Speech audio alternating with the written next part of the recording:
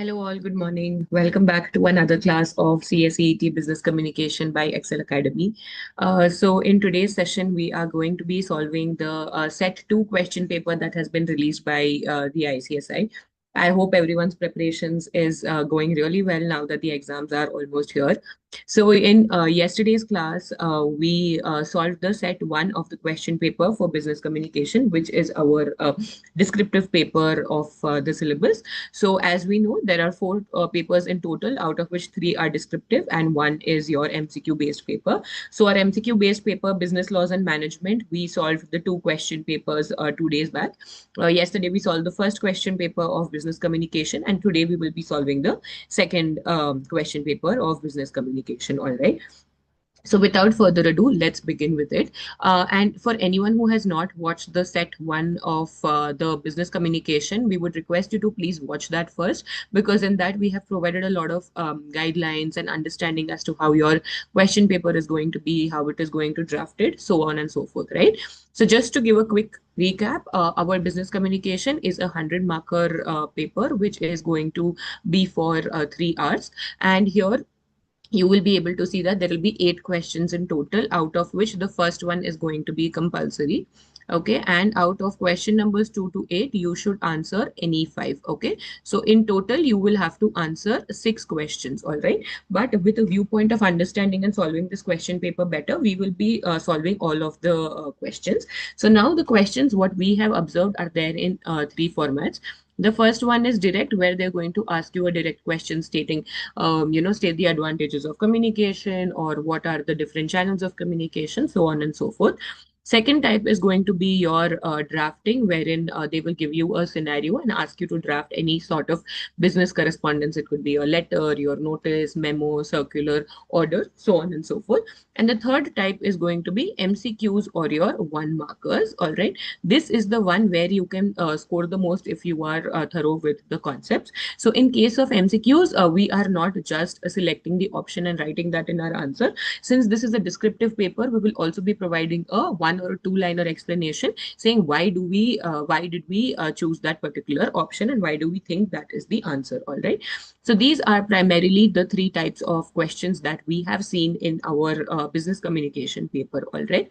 So in today's class as well, what we will be doing, we will be going through each question, understanding the concept, and then looking at the model paper. So we have just drafted a sample paper for all of you to have a look at it.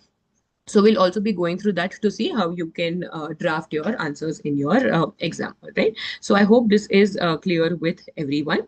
So with that, we can start off with our first question, okay? So we will be going through the entire question and then looking at the answer, okay? So question number 1, this is a part of your compulsory question. So as you can see in question 1, you have 1 question for 5 marks, then again 2 questions for 5 marks each, and the fourth question as well for 5 marks. So this section will give you a total of 20 marks, right? And since this is compulsory, you can start off with attempting this. For the remaining 7, you can have a look at the questions first, see what is it that you are the most comfortable with, and then start attempting. And of course, if time permits, you can always write additional questions. You will be awarded the marks in which you have scored the highest in case of your options, okay?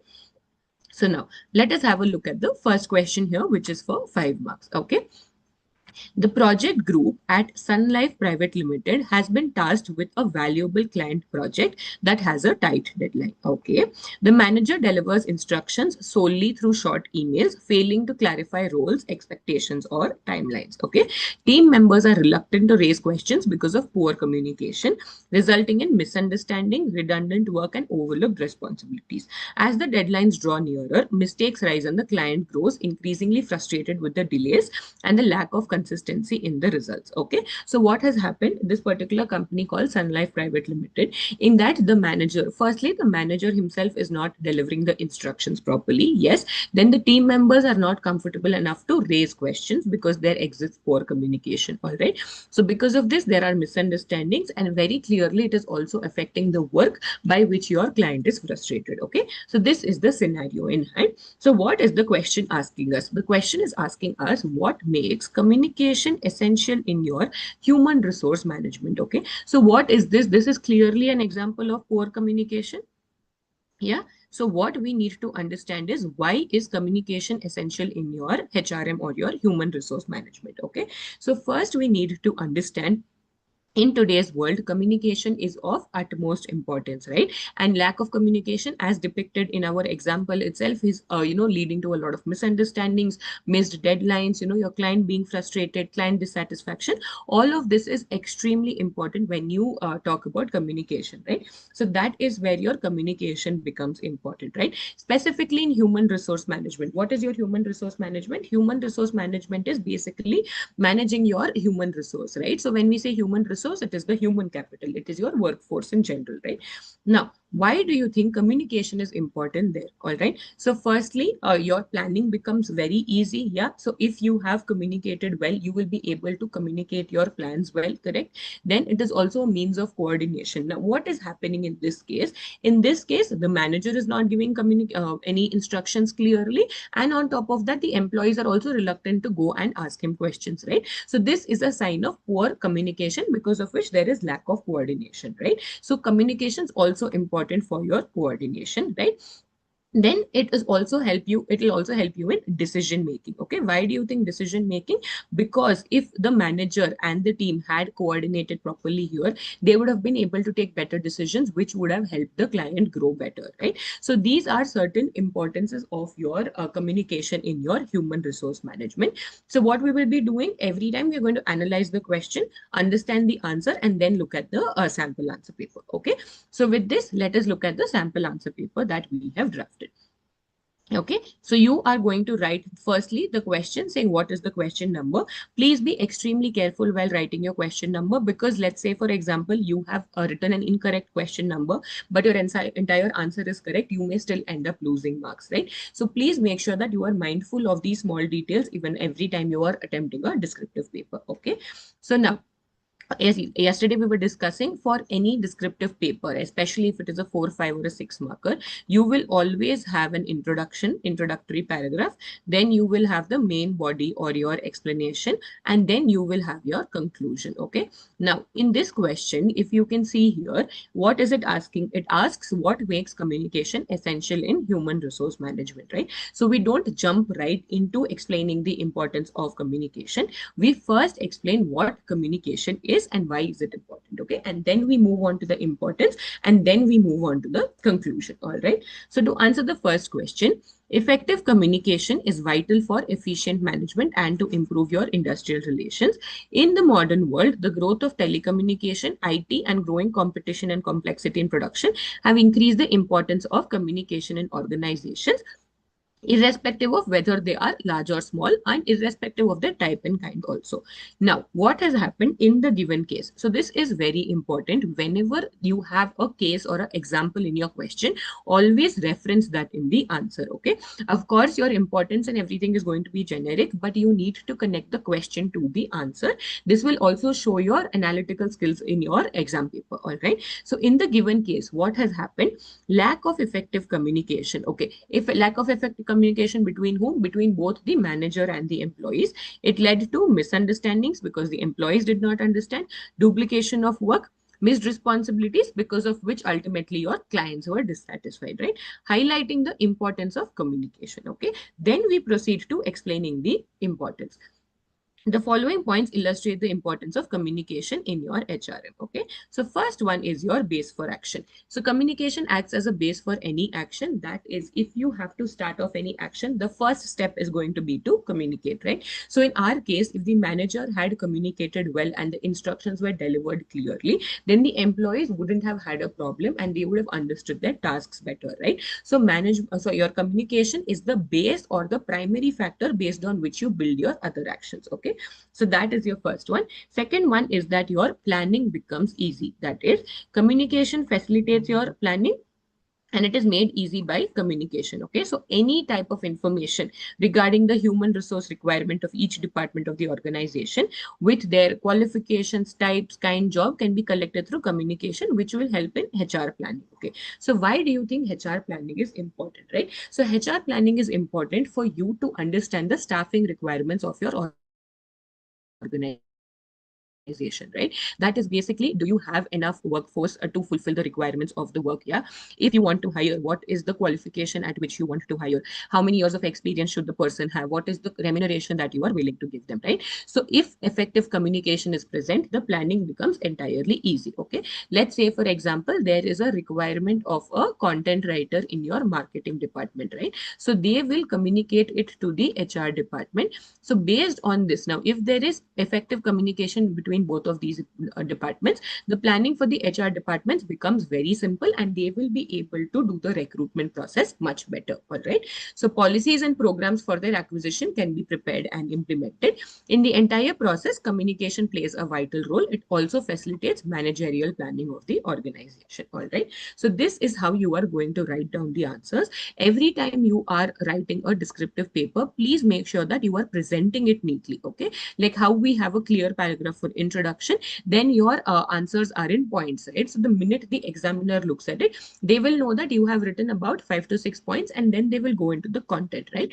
So the manner in which you present your answer is also very important, because these are all content heavy answers that you are going to write. So it becomes very important that you are presenting it neatly and also highlighting the important points, right? Like maybe underline your heading. Okay. Highlight any points that you think are the keywords for the answer, so that whenever the person who is correcting will check it, they will check for the keywords and award you the marks basis that itself. All right. Yes, moving on to the next importance, it is a means of communication. So communication, coordination. Communication is an important tool for coordinating the efforts of various people in the organization. Okay. Now, how do you think this, communication contributes to coordination? Okay. Let's say, for example, you have a product launch event that is happening. Okay. So for this, you need to make sure that your marketing department is aligned.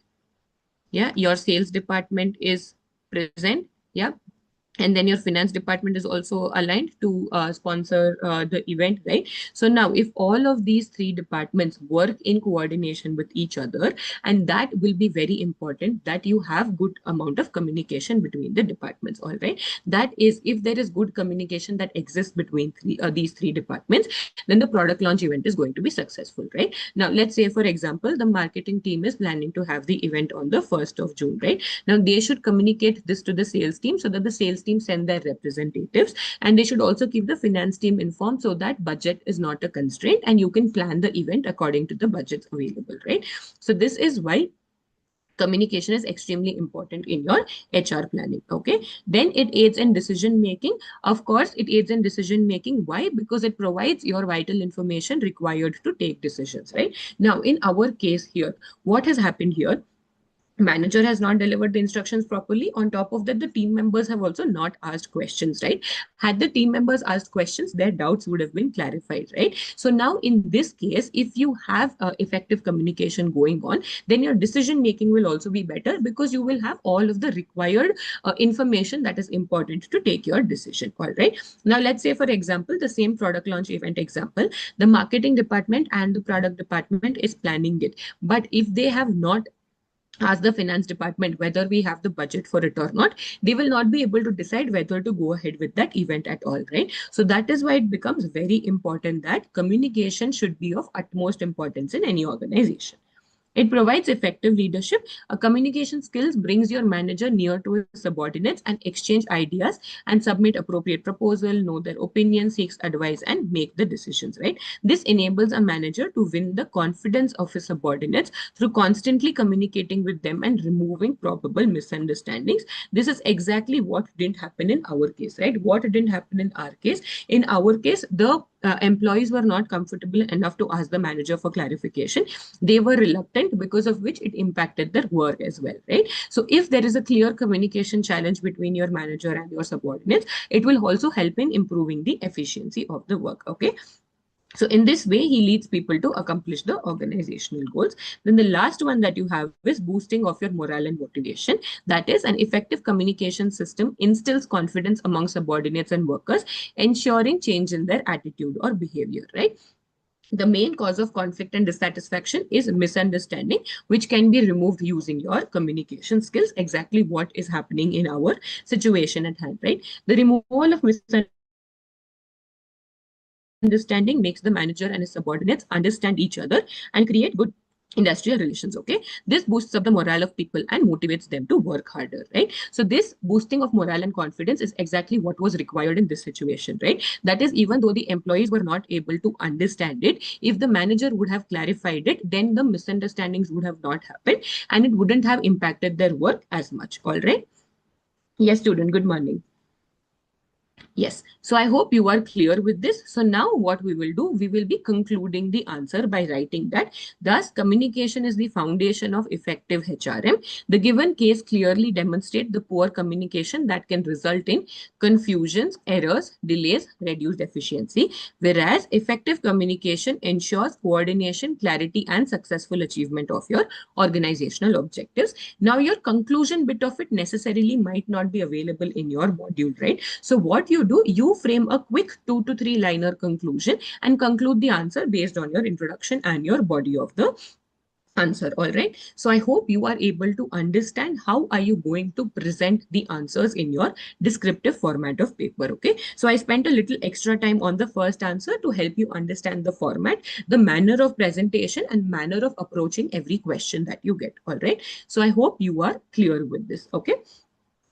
Yes, with this, we will move on to the next question here. So in this next question, again, there is a situation at hand, and then there are two questions to it, two parts of the questions, each of which is there for 5 marks. Okay, so now let us first read the question and then understand the requirements here. Okay, so firstly, Newmount Limited is a rapidly expanding company that is overseeing a significant product launch in various cities. All right. Now, the project manager must ensure that employees from different departments are in sync, client inquiries are handled swiftly, and updates are shared in real time. Okay. So the team conducts your video conferencing for your brainstorming sessions, utilizes instant messaging platforms for quick communication, shares documents and presentations on cloud services for collaborative efforts, sends official announcements through email, and updates your social media as well as the company website for external stakeholders. Okay, even before we have a look at the question, what do you think this question is indicating, right? You are able to see video conferencing. Okay, you are able to see instant messaging, you are able to see cloud services, email, social media, company website. Isn't this a particular type of communication? Yes, these are all examples of your digital communication. Okay, these are all examples of your digital communication, right? So now, yesterday as well, in yesterday's sessions, we have paid emphasis to the fact that before you go into the answers or writing down the answers, you need to get the crux of the question. So this question clearly is focusing on your digital communication. Okay, so now, once we have understood this, what is happening in this? There is a company called Newmount Limited who is planning a product launch, and to coordinate for that product launch, there are various modes of digital communication that the company is using. Okay, so when we say digital communication, what exactly is it? It is nothing but the communication that relies on the use of technology, right? Now, this technology could be your phone calls, your video conferencing, your emails, your websites, blogs, so on and so forth. Okay, so with this, let us have a look at the first question. Explain the main digital communication channels available to the company. Okay. So now, what are the different digital communication channels that will be available to the company? Okay. So you have your answer in the question itself, but we will present it in a better manner. Okay. So what do you think is available? You have your social media, you have your email, yes, you have your blogs, you have your videos, you have your websites, right? So all of these are different forms of digital communication channel that is available to your company. Of course, we will look at the sample paper to understand the exact answer. All right, next question here is, what are the benefits of your digital communication to the company? Okay, what do you think the company will get out of using digital communication? Okay, so firstly, of course, the reach is much larger, right? Now, let's say, for example, you have a website. It is low maintenance, low cost, and it will also reach a large number of audiences, right? And then it is very easy to reach people across the globe as well, right? As against using physical form of communication, digital communication will provide you easy access to markets outside also. So anytime any particular target audience that you want to reach, digital communication will make it very easy. Yes, it is much more flexible. People are much more used to digital communication now, right? So all of these are advantages of digital communication that this answer requires you to write. All right, so I hope you are able to understand the concept before we look at the answers. Okay. So what is this question talking about? It is talking about digital communication. Yes. What are the different channels that are available and what are the different benefits of digital communication that are available, right? Now, even though this is a part of the same question, you will answer both these questions independently because both of these are for 5 marks each. Okay. So let us look at the sample answer. So you will write the question number saying, excuse me, question 1, sub question B, sub question 1. Okay. So as I was telling, you will first start with an introductory paragraph. So what are we going to explain? We are going to explain what digital communication is, right? So it is any type of communication that relies on the use of technology. Now, there are many types of communications as channels, right? These include your emails, phone calls, VC, any instant messagings, yeah, like your SMSs and your web chats. Even blogs, podcasts, videos are considered forms of digital communication, right? Now, in the given situation, Newmount Limited is using various digital communication channels to ensure coordination among employees, handle client inquiries swiftly, and share updates in real time during its product launch across cities, right? Now, why is real time important? Okay, so you can disseminate information which will reach people at large at that given moment itself. Like, let's say there is a product launch event and you are live streaming it for the employees who are outside of the location of the event, right? Don't you think they will get the updates of the event immediately as against writing an article much later, right? So that is the importance of digital communication. Okay. So now the first question asked about for our channels, right? Main digital communication channels. So now, first digital communication channel here is social media. Okay, one of the most important. So in yesterday's paper, we had a separate question on social media itself. So this is a form of digital communication channel which allows people worldwide to connect with friends, family, celebrities, and brands through bite-sized textual and visual content. Okay, it is a top ranked channel for connecting with customers and building your engagement. Okay, so this is the one which is the most prevalent in today's digital world, that is social media, right? So brands, why are we saying bite-sized textual and visual content? So as we all know, in today's generation, people want to grasp the details quickly, right? So your Instagram posts are very helpful, your Instagram reels are very helpful, right? So you will be able to see brands engaging much more on social media, right? So this is the first type of your digital communication. Next one is your email marketing. Okay, so email is one of the most widely used digital communication channels. So this is the method in which you are sending across mails electronically. Most of your formal communication in today's times happen through your email itself, right? It has a wider reach and is considered effective for connecting with prospects and customers. How can you use email in connecting with your prospects and customers? Let's say you are a SaaS company, that is a product company, right? And you have introduced 3 new features in the product in the past month. So what you can do, you can draft up an email campaign explaining the 3 new features and send it to all of your customers and prospects at once, right? That is that one email can reach to multiple people at once. So that is what your email marketing talks about. All right. So I hope you are clear with this. Next one is your blogs. Okay, so what are blogs? Blogs are basically written articles upon a particular topic, right? So let's say again, you are a firm that you are a PCS firm, okay, that serves your clients for their corporate secretarial needs. So you can have blogs written up. So every time, say there is an amendment in the Companies Act, you can have blogs written up which will reach a large amount of audience, right? So blogs help organizations expose their knowledge and create new ways of approaching their audience. Okay. Regularly updated blogs increase your visibility, visitor loyalty, and your customer confidence. Okay. Next, you have your website. So website is something that gives your business an online presence and that it needs to communicate to or sell to prospects, right? It is also a place where your customers judge the credibility of a business. So if you have a well-maintained website, that will speak a lot about your business, right? So what could you have? have on your website, you could have about your product, you could tell who your investors are, why the client story, right? All of this, your testimonials, client testimonials, there will be your investors page, a careers page, right? So all of this is something that you can add in your website, which will also increase the credibility of your business in general. Okay. Then you have your videos. So videos are used for your didactical, educational and promotional purposes, right? They facilitate understanding of the message and provide an authentic and interesting experience, right? So some people prefer looking at videos instead of having to read an article, right? That's when this becomes beneficial for you. So what can you have as a part of your videos?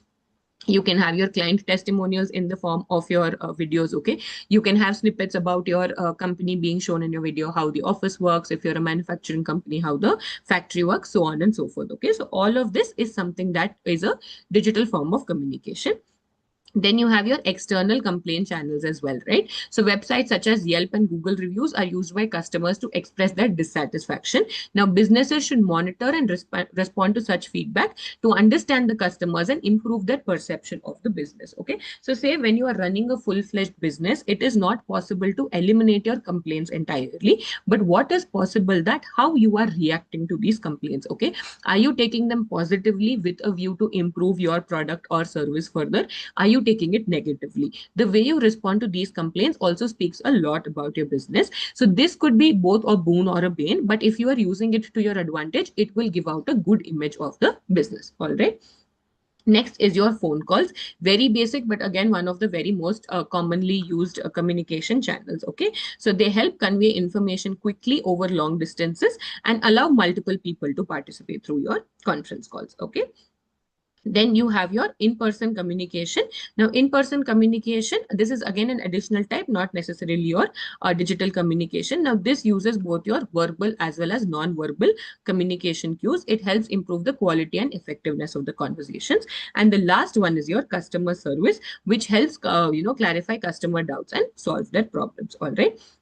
Thus, in the given case, Newmont Limited uses digital communication channels such as your VC, email, cloud-based collaboration tool, social media, and website to facilitate effective communication, coordination, and information sharing among all of your stakeholders. Okay, so this is how we have answered our first part of the question, which is what are the main digital communication channels available to the company. All right.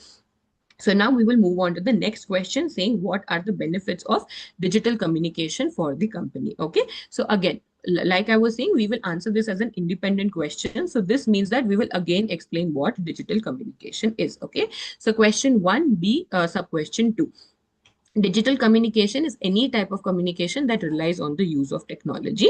There are many types of communications, which are your email, phone call, VC, and SMS, website, blog, podcast, and videos, which we just saw in our previous answer, right? Now, what is our second part asking? What are the benefits of digital communication for the company, right? So now the advantages here, the advantages of digital communication for the company are as follows. So we have written all of this down. So let us have a look at it one by one. Okay. Now, in digital signals, the impact of noise, interference, distortion is much more minor as against using your physical mode of communication. Okay, it facilitates video conferencing that saves your time, money, and effort. Right? How do you think video conferencing saves your time, money, and effort? Let's say, for example, you have a client whose office is like 20 kilometers away from your office. Right? Now, if you choose to go by way of a physical meeting, you will of course incur a lot of expenses and you will waste a lot of time on traveling, right? So instead of that, if you have the option for a video conferencing meeting, you will be able to connect with the client virtually without having to face the hassle of traveling to their office and spending half a day there, right? Of course, it is less expensive. Why? All you need is your laptop and the application which supports your video conferencing or your digital communication, right? It is used in military applications as well. The correction and detection of errors are easy in digital communication. Why do you think so? Now, let's say, for example, you have a press release that you want to give for the company, right? There are two manners in which you can give it. You can either choose to have it printed in a newspaper or you can have an online press release, right?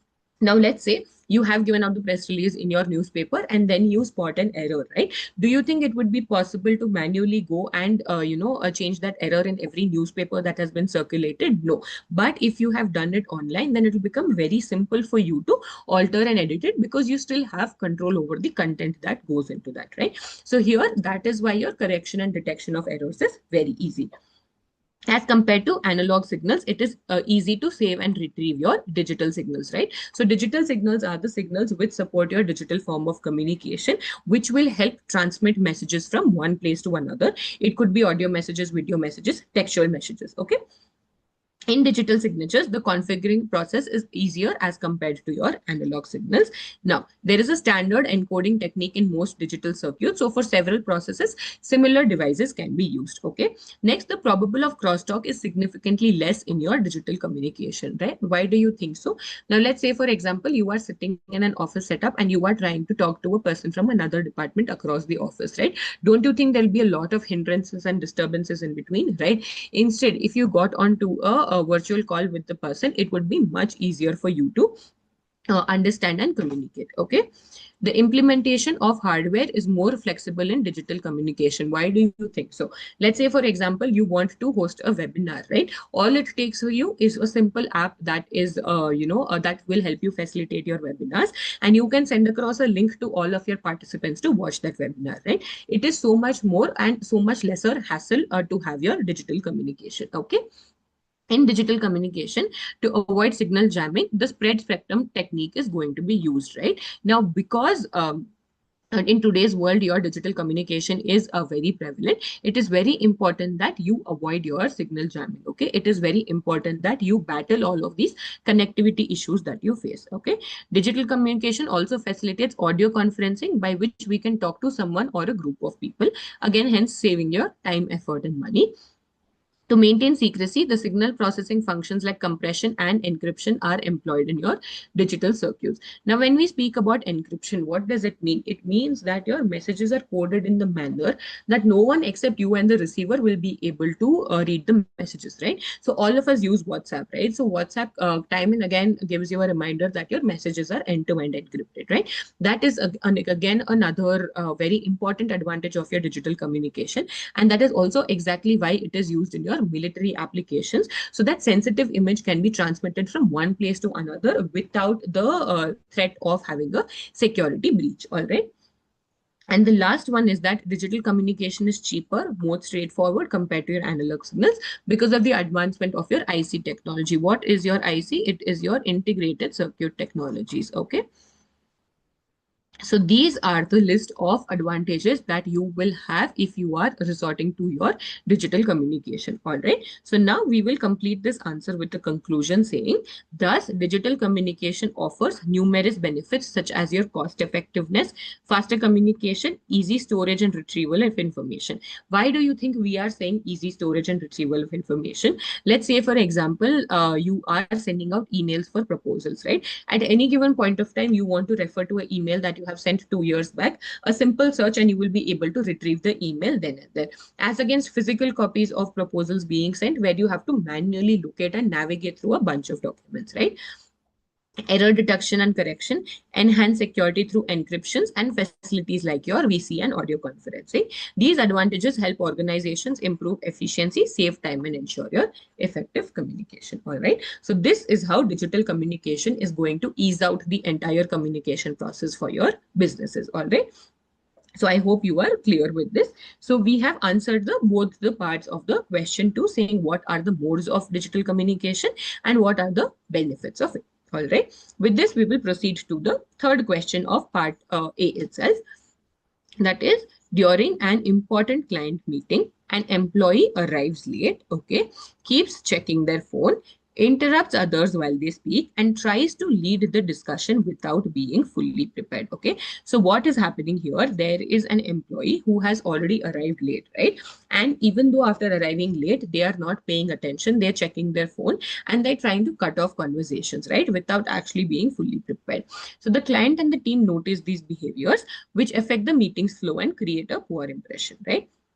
Based on this situation, what business meeting etiquette should the employee follow to build trust, maintain professionalism, and ensure a productive meeting? All right. So now, before we jump into the answer, what does this question speak about? The question speaks about etiquettes, right? So what do you think etiquettes are? So etiquettes are basically a set of rules for polite behavior, right? Especially in your office or a workplace setup, right? So when I say etiquette, what do you think certain etiquettes are? Be on time for your meetings, allow others to complete before you respond, ask a meaningful question, be respectful of other people's opinions, right? All of these are etiquettes which are very important, especially in a workplace setup, right? Now, what is the question asking us? The question is asking us to list down the business meeting etiquettes that this particular employee should have followed, right? So firstly, in general, what do you think you need to follow when you are in a business setup, right? Firstly, be yourself. Okay, be yourself, that is, be honest with your opinions. Okay, and do not put up pretense for too long. Okay, that is, do not pretend to be someone else. Be a genuine person so everybody finds you reliable, right? Then always be warm. Okay, always be warm, have a smile on your face so that you are welcoming. Okay, then be a good listener. Now, what is happening in this case? This person is trying to lead the discussion without being fully prepared, right? That is, firstly, they're clearly not prepared, and secondly, they're not being a good listener as well. That is, they're not listening to the inputs of the other people, right? So it becomes very important that you are a good listener as well, right?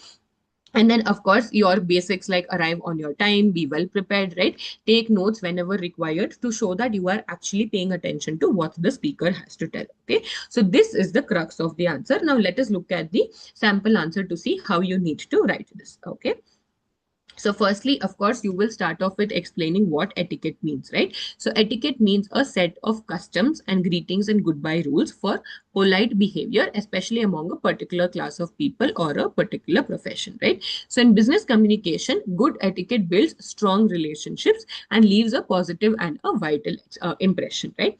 Hurting other people's feelings or making things unpleasant, I'm just changing this, yeah, or making things unpleasant or uncomfortable for other people has no place. Okay, so in the given situation, what has happened? So what have we done now? Now we have given the meaning of etiquette, we have introduced that. Now we will link that to our situation.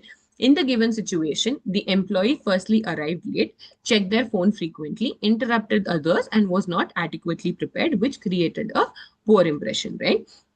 To build trust, maintain professionalism, and ensure a productive meeting, the employee should follow the following business meeting etiquettes. All right. So, firstly, be yourself. That is, it is significant to be yourself, as you cannot put up pretense for too long. People will see through your act, right? Genuine people with vibrancy and honesty of expression are respected as well as trusted, right?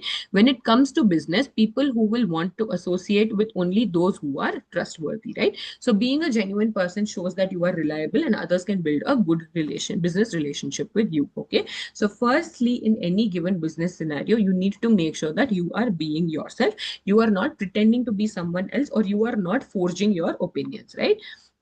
Then, of course, smile. A smiling face is welcome more than a ill-tempered expression at any given point of time, right? When engaging in small talk, people will feel comfortable in talking to you when you approach them with a smile on your face. Again, something which is very important for your meetings, right? So these meetings could be internal, that is with your manager, your colleague, someone from another department, or it could also be with external stakeholders like your clients, suppliers, vendors, so on and so forth, right? So it is very important that you put up a smiling face so that you sound welcoming. Okay, be a good listener. Very, very important, something that was missing in our question here, right? So listening carefully will help one understand better and encourage them to interact better as well, right? If one keeps on talking without giving others a chance to speak, this may intimidate the others and spoil any chances of establishing a business relationship. All right, so being a good listener, so yesterday when we were discussing, we saw how listening skills are very important, right? So being a good listener will pass on a message to the other person that you are actually paying attention to what they are saying.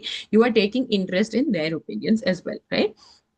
Do not force the conversation if one is nervous or uncomfortable or isn't prepared to initiate a conversation, right? Otherwise, one might make a fool of oneself by saying something inappropriate.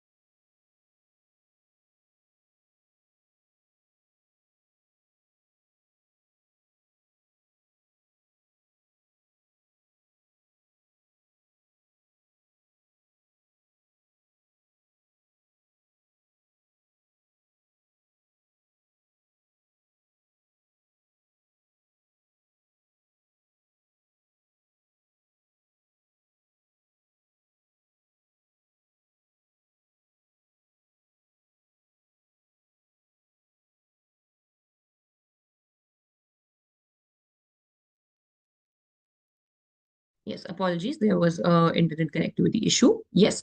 So now, to continue it, let us understand the other important essentials when essential etiquettes of a business meeting, right? So firstly, like given in the example, please arrive on time and be well prepared. Switch off your mobile phones or keep them in a silent mode so there are not a lot of distractions when one person is communicating. Listen actively without interrupting. This might seem very basic, but is again extremely important. That is, you allow the speaker to complete what they have to speak and then continue with asking your questions or giving any opinions that you may have. Take notes whenever required so that you are able to reference the conversations later and also make better decisions. All right. So these are all the important etiquettes that you need to remember. Now, we've always emphasized on the fact that these are not only important from your exam point of view, but for you as future professionals, governance professionals. That is, all of this you need to keep in mind, not only to pass your exam, but to set a base for yourself as future company secretaries. Okay. Thus, by being genuine, maintaining a positive attitude, listening carefully, and behaving professionally, the employee can create a positive impression, build trust with your clients as well as colleagues, and contribute to a productive business meeting. All right. So, how did we answer this question? We answered this question by first explaining what etiquettes are. Okay. What are the etiquettes that you need to follow, and with a conclusion. All right.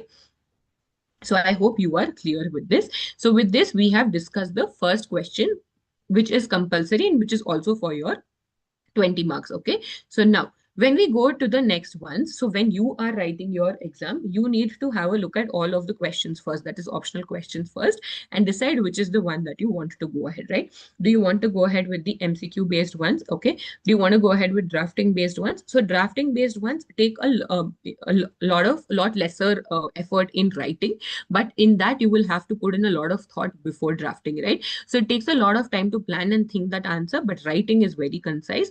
On the other hand, direct answers, you will know the answers, right? But writing it takes a lot of time because it will be pretty detailed and descriptive. So depending on the time that you have available and the amount of confidence that you have in the answer, you can choose which one you want to go ahead with. But for now, we will be understanding all of the questions. Yes. So now we have the second question, which is a passage-based question, right? So in yesterday's paper also, we had one passage-based questions. So how passage-based question works is that they will give you a passage and then give you say 8 to 10 questions. Okay, so let's see how many questions this passage has.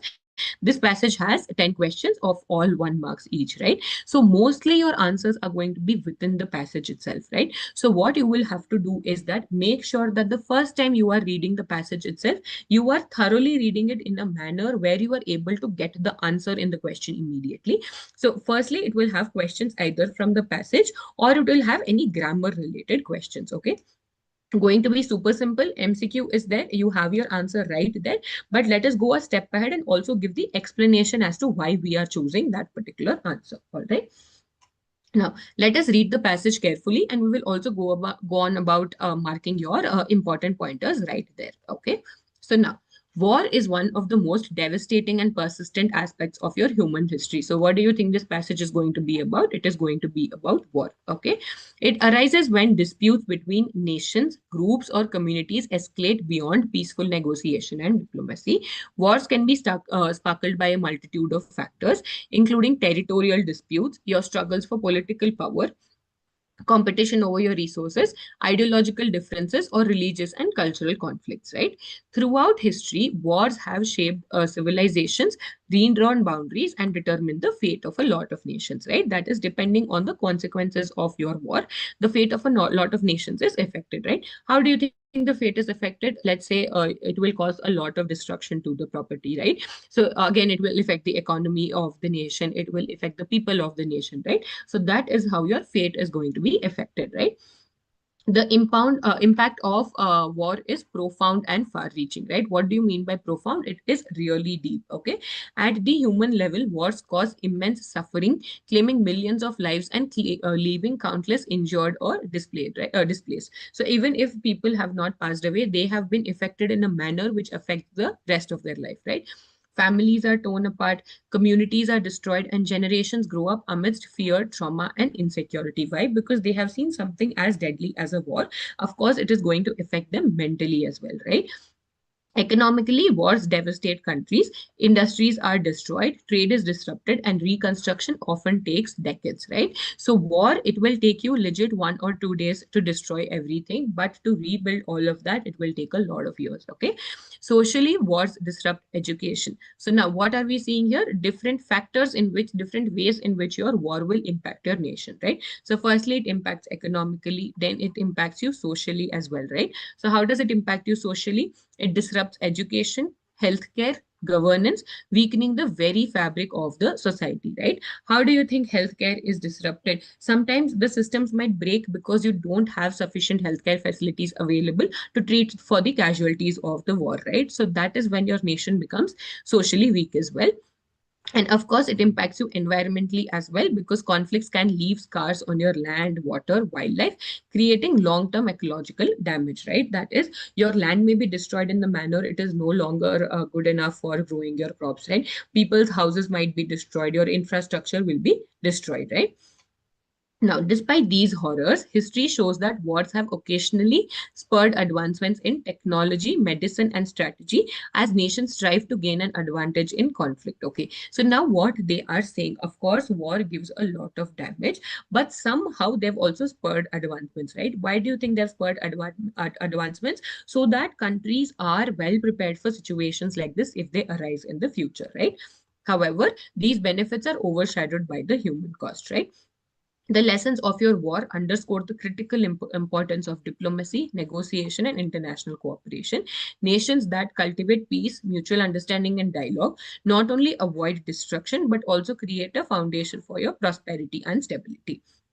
Ultimately, the story of a war is a reminder that while conflict may sometimes seem unavoidable, the pursuit of peace is humanity's most, enduring and noble endeavor. Okay, so I hope you are clear with this. So, what is it talking about? It is talking about wars in general, right? How it affects your society. What are the various manners in which it affects, like your economically, socially, environmentally, right? And then how there is a slight hint of development in spite of war. Okay, so this is the crux of the passage that has been given here. Keeping this in mind, now we will look at all of the questions and answer them one by one. Okay. Next. Which of the following is not mentioned as a cause of war in the passage? Okay, so now in the first instance itself, we had the cause of wars. Okay, that is, wars can be sparkled by a multitude of factors. So, what are they? Territorial disputes, struggle for political powers, competition over resources, ideological differences, religious or cultural conflicts. So, all we have to do is look at the options. Territorial disputes, yes. Political power struggles, yes. Competition over resources, yes. Sports rivalries, nowhere it is mentioned that sports rivalries lead to war, right? So your answer here is option D, sports rivalries. So this is why it is very important. So now when I read the question, I was able to relate that it is answer is there in the first paragraph itself. So the first time that you are reading your passage, take a minute or two extra, but read it in a manner where you don't have to go back to it again and again. Okay.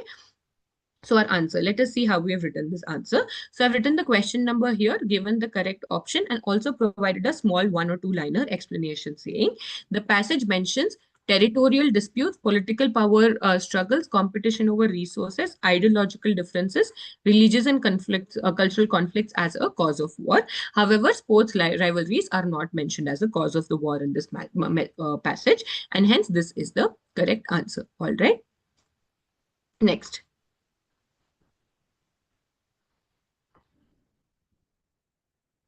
What is one major human consequence of war according to the passage? Okay, so what is one major human consequence of war according to the passage? Okay, is it economic prosperity? No, war does not give us economic prosperity. In fact, it damages the economic prosperity that the nation currently has. Does it give you family unity? Absolutely not. We saw that families are being torn apart because of wars. Loss of life and displacement. Yes, this is a probable consequence of war because you are losing your life, and even if people are not losing their lives are getting damaged in a way. It affects the rest of their lives. Improved education systems? Absolutely not. So our answer here is option C, which is loss of life and displacement. Okay. So we are going to write the question number, write the correct option here. And then we'll write the rationale. Okay, so according to the passage, wars cause immense suffering by claiming millions of lives and leaving countless others injured or displaced, right? So this is highlighted as one of the major human consequences of the war. All right. Next, how does war affect the economy of a country? Okay, how do you think war affects the economy of a country, right? So now, by increasing trade opportunities, do you think war increases trade opportunities for you? No, it in fact disrupts the trade opportunities that are actually there. By destroying industries and disruptive trade, yes, this is one of the manner in which your war affects your economy, but we'll still have a look at the other options to see if there are any more suitable answers. By improving employment, no. By stabilizing financial markets, no. In fact, your stock markets and financial markets get heavily affected and they fall after a war, right? So what is your answer here? By destroying your industries and disrupting your trade. Okay, so our answer here is option B. So for question 2A, sub question 3, answer is option B. That is, the passage states that war devastate economy by destroying industries, disrupting trade, and making reconstruction a lengthy process. Therefore, war negatively affects the economic growth of a country. Okay. Next, which environmental impact of war is mentioned? Okay. So how do you think? Yes. So now here we are saying that environmentally, what is it that war affects? So it says that it leaves scars on your land, water, wildlife, creating long-term ecological damage. Okay. So let us see the question now. Which environmental impact of war is mentioned? First one, pollution of oceans only. No, there's no mention of pollution of oceans. It could be a possible impact of war, but what is the question asking us? What is it mentioned? Okay, which one is specifically mentioned in your passage? Creation of green spaces, no. Long term ecological damage, yes. Increased rainfall, no. So what is our answer here? Answer is option C. Okay, so you can see here, answer is option C. The passage states that war can leave scars on land, water, wildlife, resulting in long-term ecological damage. Okay, thus war has a lasting negative impact on your environment as well. Next question. According to the passage, what is essential to prevent wars? Okay. So is military expansion essential to prevent wars? The question is prevent wars. Yes. To fight wars, military expansion might be important, but to prevent it, is it important? No, right? Uh, Economic sanctions, no. Economic sanctions will not work in preventing your wars. Diplomacy and international cooperation, absolutely. So we saw that in the various causes for war, international disputes, territorial disputes is a primary reason for war. So if international cooperation is addressed and increased, then it will be an essential to preventing your war. So this could be an answer. Isolationism, no. So clearly our answer here is option C. So let us see how we can write it. So question 2A sub question 5. The answer here is option C, diplomacy and international cooperation. That is, the passage emphasizes that the lessons of the war highlight the importance of diplomacy, negotiation, and international cooperation, right? Nations that promote peace and dialogue can avoid destruction and achieve stability and prosperity. This is already provided for in your passage. Okay. Now, the passage suggests that war is, let us have a look at all of the options, okay? What does the passage suggest? Rare and insignificant in history? Do you think it is rare and insignificant in the history? No. So when you read the passage, it shows that and there are a lot of wars that has happened, right? So it does not tell in any manner that it is rare and it is insignificant, right? So this is not your answer. A recurring and destructive aspect of human society, yes, it is absolutely destructive, and we saw how economically, ecologically, socially wars can impact and leave a nation in shambles. Always avoidable through dialogue, no, not possible. Beneficial for all of the countries involved, absolutely not. It in fact is very impactful, right? So what is going to be your answer? Answer is going to be option B, that is recurring and destructive aspect of your human society. Okay. The passage describes war as one of the most devastating and persistent aspects of the human history, causing suffering, destruction, and inability. This shows that war is a recurring and destructive part of the human society, right? So now, how do you answer these questions? You will always find the answer in the passage itself. So reference that whenever you are writing the correct answer, okay? Now, which of the following is a social consequence of war as mentioned in the passage? Okay. So now when we have a look at this in the second paragraph itself, we saw socially your war disrupts your education, healthcare, governance, weakening the very fabric of the society. So now let us look at the question. Which of the following is a social consequence? Improved healthcare? No, it in fact destroys your healthcare. Disruption of education and governance? Yes. Increase social stability? No. Strengthen community bonds? No. So our answer here is option B, which is disruption of your education and governance. The passage states that war disrupts education, healthcare, and governance, thereby weakening the very fabric of the society. Okay. Next, why do nations sometimes experience technological advancements during wars, right? So in the end, we saw that even though war is very destructive and impactful, sometimes in disguise, it helps you to get your technological advantages, right? Why? Because wars require nations to gain strategic advantages. Yes, absolutely, that is, once a war has happened, they will be able to know how to prepare yourself better for the next time then there is something unforeseen that is going to happen, right? This could be a probable answer. Let us still look at the other options. Because wars allow citizens to relax? No, there is no mention of this, and also it does not definitely relax the citizens. Because wars reduce economic competition? No. Because wars stop diplomatic processes? No. So clearly our answer here is option A. Okay. That is, what is the question here? Why do nations experience technological advances?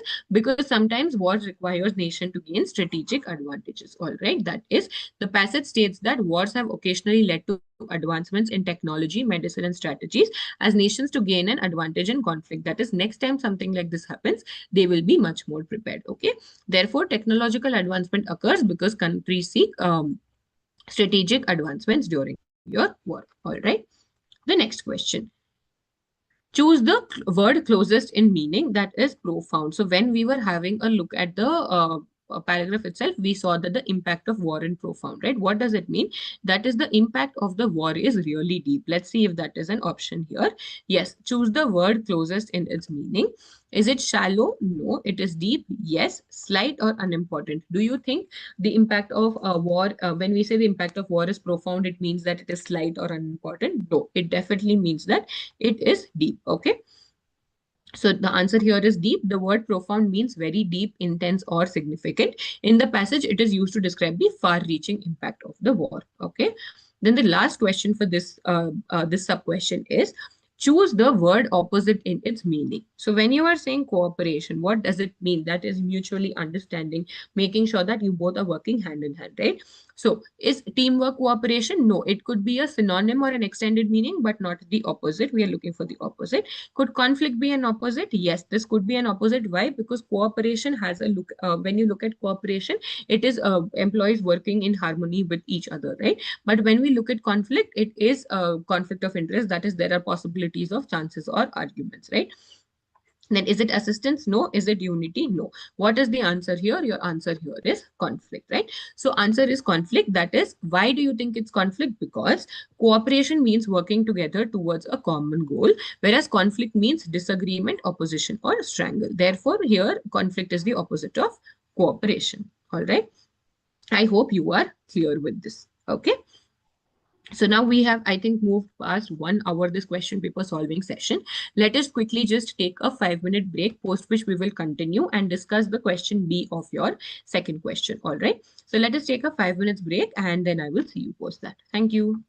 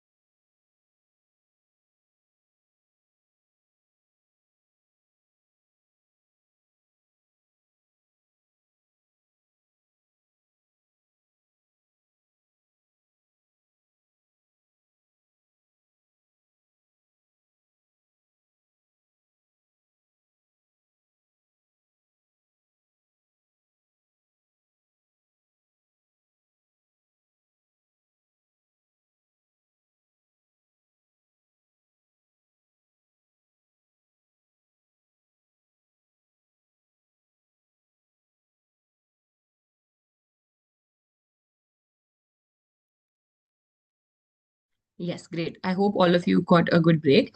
So now we will proceed with understanding the next part of the question, which is part B of question 2. Okay. So now, what is the question here? So the question says that hierarchy is not meant to show superiority, but to create order, clarity, and accountability. Explain the levels of workplace hierarchy and also suggest effective ways of communication in hierarchy. Okay, so now before we deep dive into understanding the answer, what do you think hierarchy is, right? So when we are saying hierarchy, it is the system which defines who is superior, who reports to whom, how are decision made, how does communication flow in an organization, right? So that is what your hierarchy speaks of. Okay, now answering the first question, what do you think are the levels of the workplace hierarchy, right? Very simple, self-explanatory. You have your top level, okay, you have your middle level, and then you have your operational level. Okay, you have your top level, middle level, and your operational level. Okay, so now when we speak about the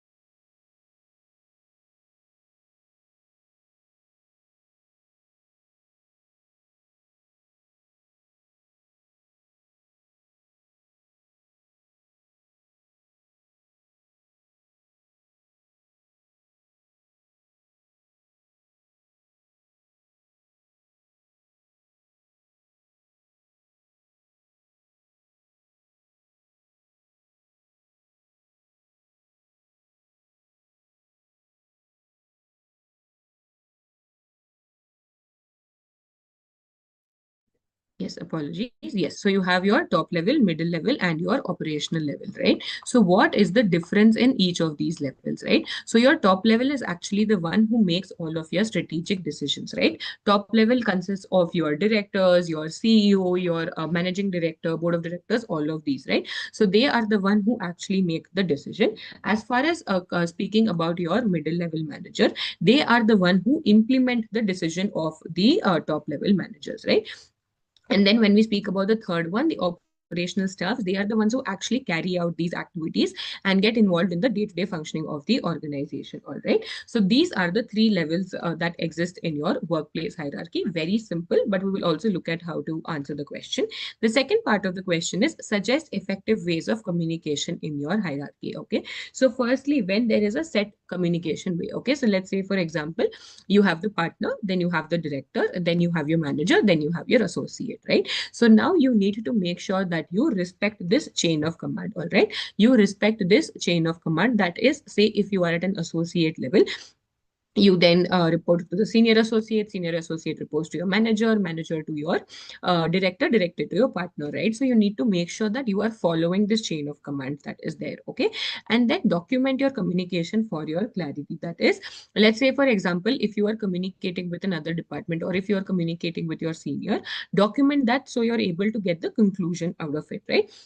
And then let's say for example, why do you think these hierarchies are very important? These are there to establish clarity in the manner in which communication happens, right? So say operational level reports to the middle level reports to the top level, right? So in this case, the operational level, it is good as far as they are approaching the middle level, right? But they should not bypass the middle level and go to the top level unless it is absolutely urgent and important or critical, right? So you should always respect the chain of command, right? So this is how you are going to write your answer. So you will start off with explaining what is hierarchy, what are the different levels, and what are the effective ways of communication in hierarchy. So let us just have a look at the answer here.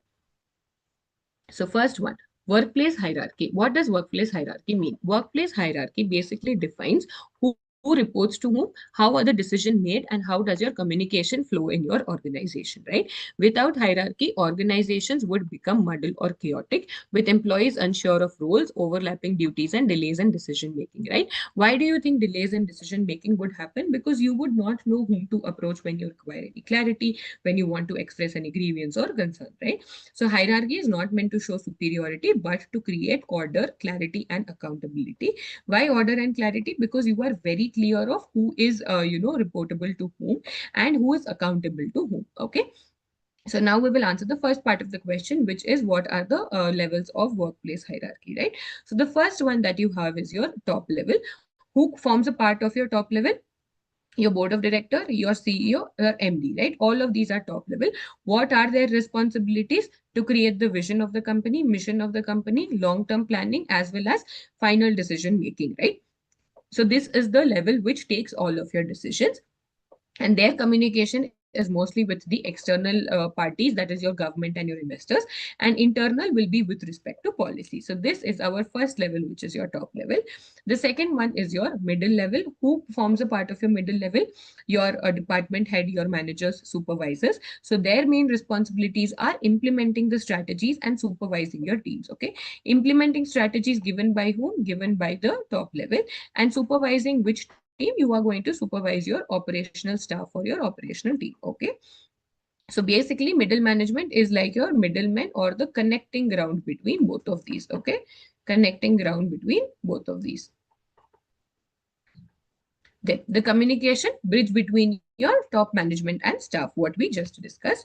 And then will be your operational staff, who is your executives, clerks, assistants, and workers. Their responsibilities include your day-to-day tasks, customer interactions, and execution of plans. Okay, and their communication will involve reporting progress, challenges, and ideas upward, right? So this is where you follow your chain of command. Okay, this is where you follow your chain of command. Okay, then now that we have understood the three different types of level, let us understand the next part of the answer, saying what are the effective ways for communication in hierarchy, right?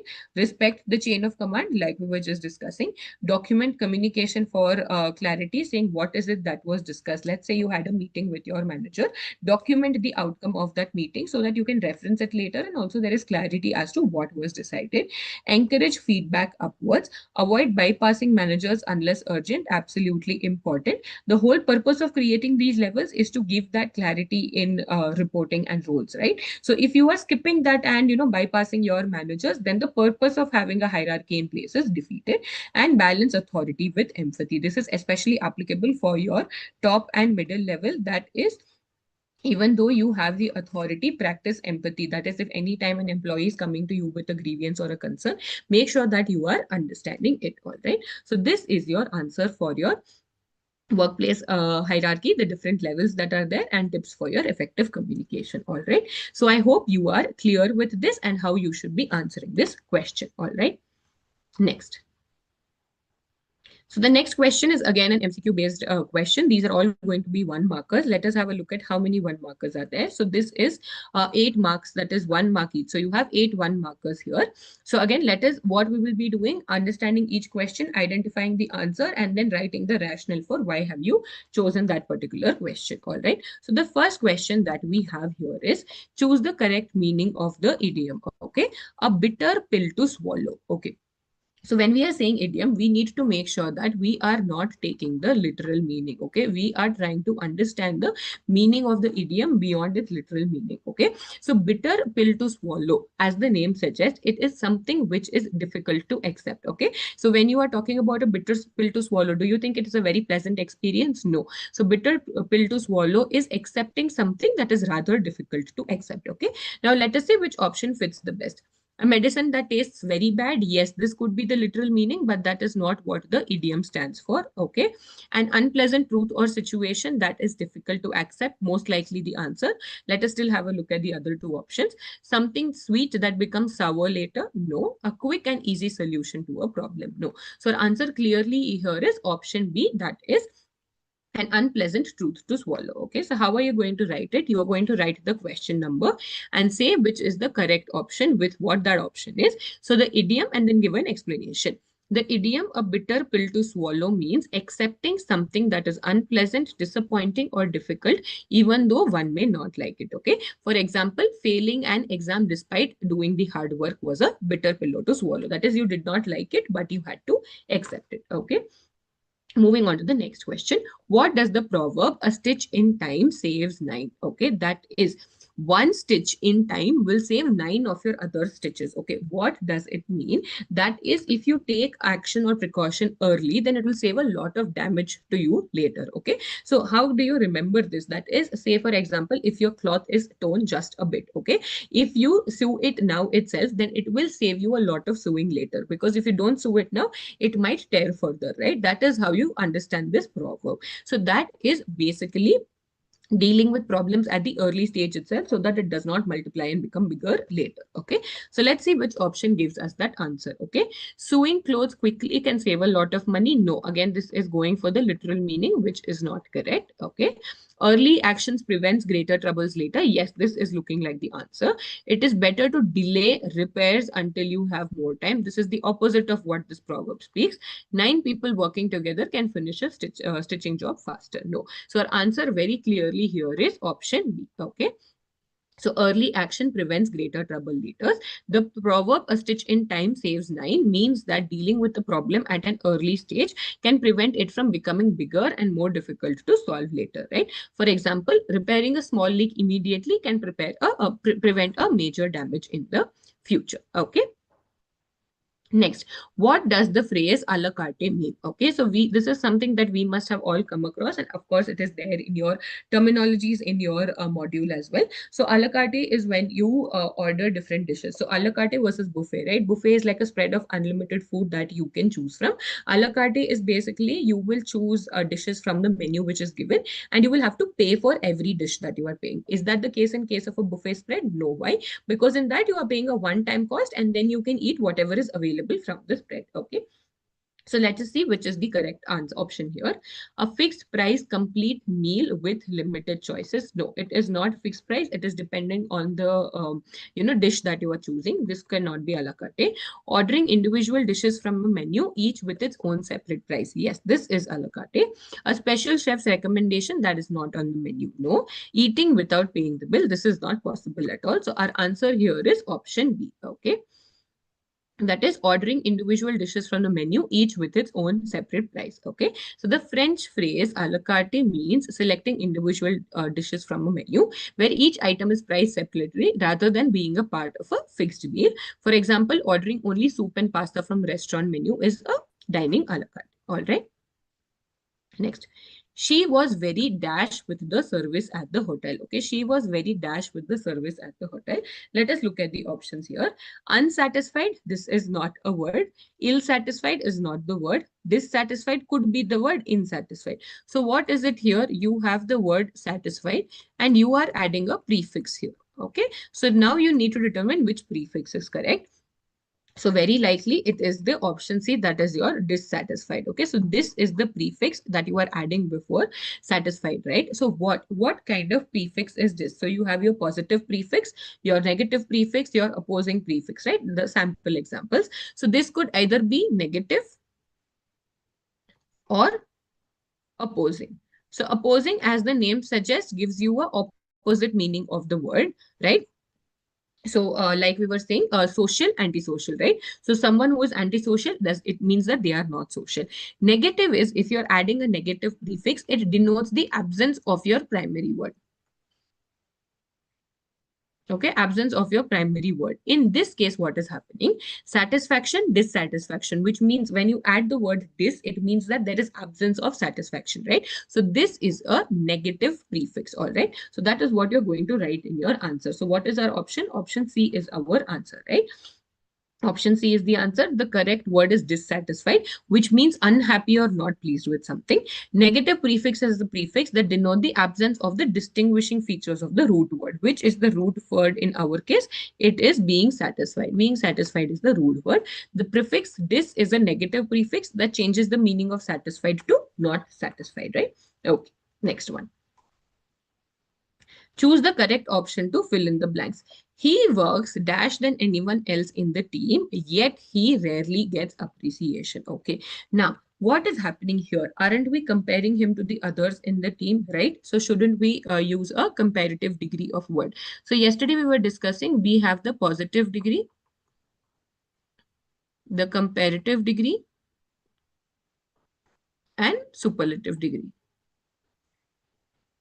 Okay. So now, what is the word that is there here? Hard. So hard is positive. Harder is comparative, hardest is superlative. Okay, so what is happening here? He works dash than anyone else in the team. We are comparing him to the other people of the team, right? Isn't that a comparative type of word? Yes. So what is going to be your answer? Harder. Okay, It is option B here. More hard can also be an answer. It is comparative, but hard can be converted to a comparative form by adding the ER.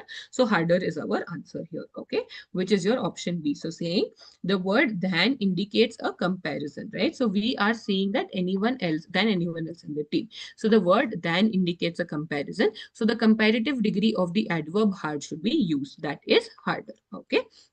Then you will write the complete sentence saying he works harder than anyone else in the team. All right. Next. Choose the sentence with the correct use of the adjective. Okay. So now there are four sentences here, more or less the similar meaning. Now we need to see which one is giving you the correct grammatical sentence. Okay. He is elder than his brother by 2 years. So when you are talking about using the word elder, right? So whenever using the word elder, you will say two. He is elder to his brother by 2 years. So this is not correct because we are using the word than. He is the eldest of the two brothers. No, this it should be he is the elder of the two brothers because you are comparing, right? So it should have been he is the elder of the two brothers. So this is again wrong. He is the older of the two brothers. Here it should have been he is the elder of the two brothers, which is the correct version of this one. And last one is he's older than his brother by 2 years. Older than is correct. So either you will say that he is elder to his brother by 2 years. So it is either elder to or older than. So which is our correct answer? Our answer is option B. Okay. So now we will go back to our model paper. Say he is older than his brother by 2 years. The adjective older is correctly used for comparing the age of two people. And the structure that he uses older than. Okay. Option A is incorrect because elder is not generally used with than. Elder is used with two. Okay. Option B is incorrect because eldest is used when comparing two or more people. Eldest is superlative, not comparative. And then option C is also grammatically incorrect in isolation, but option D is the most complete and accurate sentence. All right. So here our answer is option D. Okay. Next, again, a similar grammar-based question itself. The committee members were divided, dash their opinions regarding the new policy. Okay. Now, do you think they will be divided between their opinions? No. Do you think they'll be divided among their opinions? No.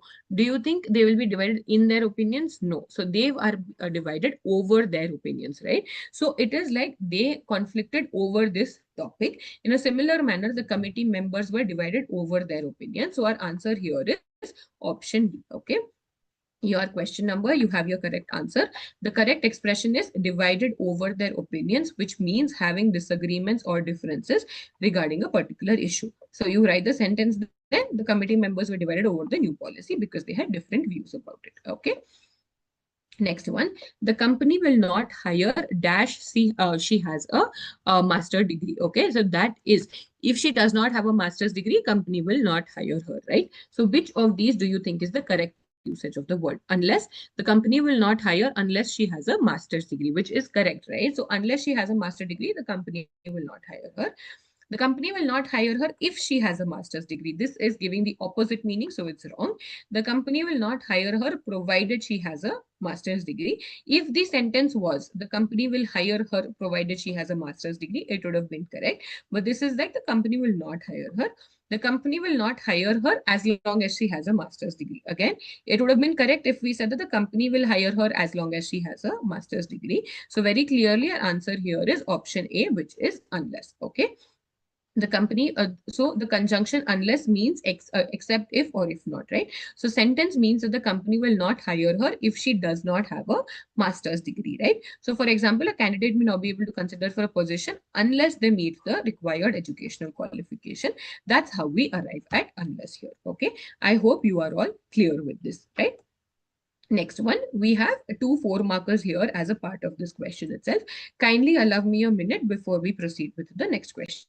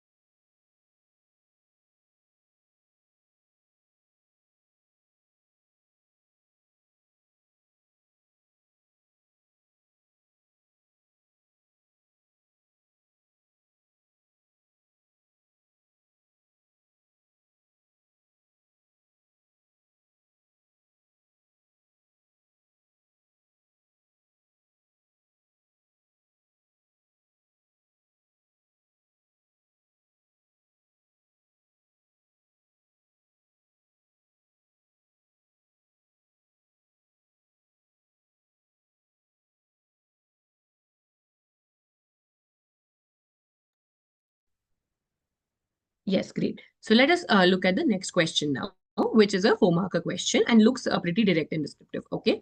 So in today's digital world, organizations and individuals rely heavily on network systems for communication as well as your data sharing. Okay.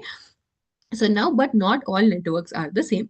Accordingly, explain the key differences between your internet and your intranet. Okay. So what is this question talking about? The question is talking about data sharing platforms. All right. And then it is coming to a conclusion saying explain your differences between your internet and your intranet. Okay. So now, before we go and look at the answer, let us understand what is the meaning of your internet. Okay. So internet as well as intranet. So intra is anything that is within. Okay. So intranet is anything, the meaning of the word intra is anything that is within. So this is, a network which is present only within the organization, which means that intranet is your private network, whereas internet is a worldwide network. Okay. That is accessible by millions of the people across the globe. Okay. So in intranet, their users are limited. Why do you think so? Because it is for a particular organization itself. Here, the users are unlimited, or there are multiple users in case of your internet. All right. So intranet, not everyone can access your intranet. Only if you are a part of that particular network will you be able to access your intranet.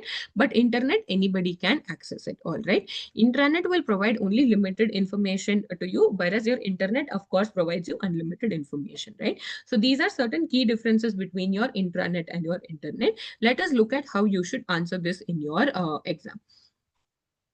So now, firstly, of course, we will start by introducing the concept of your internet and intranet, right? So in today's digital world, organizations and individuals rely heavily on network systems for communication and data sharing. Two important systems of this are internet and intranet. So what is internet? It is a worldwide network that connects millions of computers and users across the globe, okay? While your intranet, like we were discussing, is a private network within an organization that enables employees to share information, resources, and applications securely. Now, these two differ in the following ways. Okay, so I've just taken the table from the module and given it here because that is pretty sufficient for your exam answer. Okay, so what is internet? Internet is used to connect different people. Okay, different people across different places. Okay. Intranet is owned by private firms and network of computers simultaneously. In internet, like we were discussing, there are multiple users. In intranet, there are limited users. Internet may be unsafe. Intranet is safe. Why? Because it is a private network. Okay, and private networks are usually much more safer. In internet, there are more number of visitors. In intranet, there are less number of visitors because again, it's a restricted platform. Internet is a public network. Intranet is a private network. Anyone can access internet. Anyone cannot access intranet only if you are a part of the network. Okay, so it is only if you are a part of the network.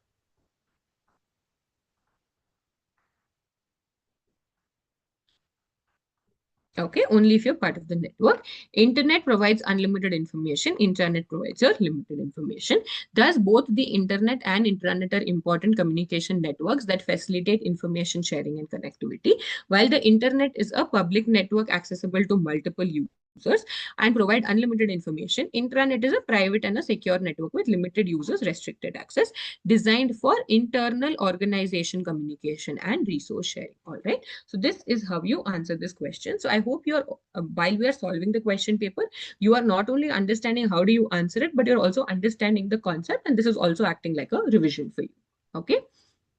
Next, distinguish between positive messages and persuasive messages. Okay, so both these questions are distinguished based, which means that it is pretty direct, right? Now, before that, what do you think are messages, right? So, business messages, these are very important parts of your business correspondences, right? So, you may have messages for your colleagues, you may have messages for your employees, your managers, your customers, and various other stakeholders, right? So, as a part of that, there are three types of messages that are there. So you have positive, negative, and persuasive, right? So positive is when, the receiver would be happy receiving the news, right? For example, if it is a message of a promotion, right? It is a message of a promotion. Don't you think the receiver will be extremely happy? Yes.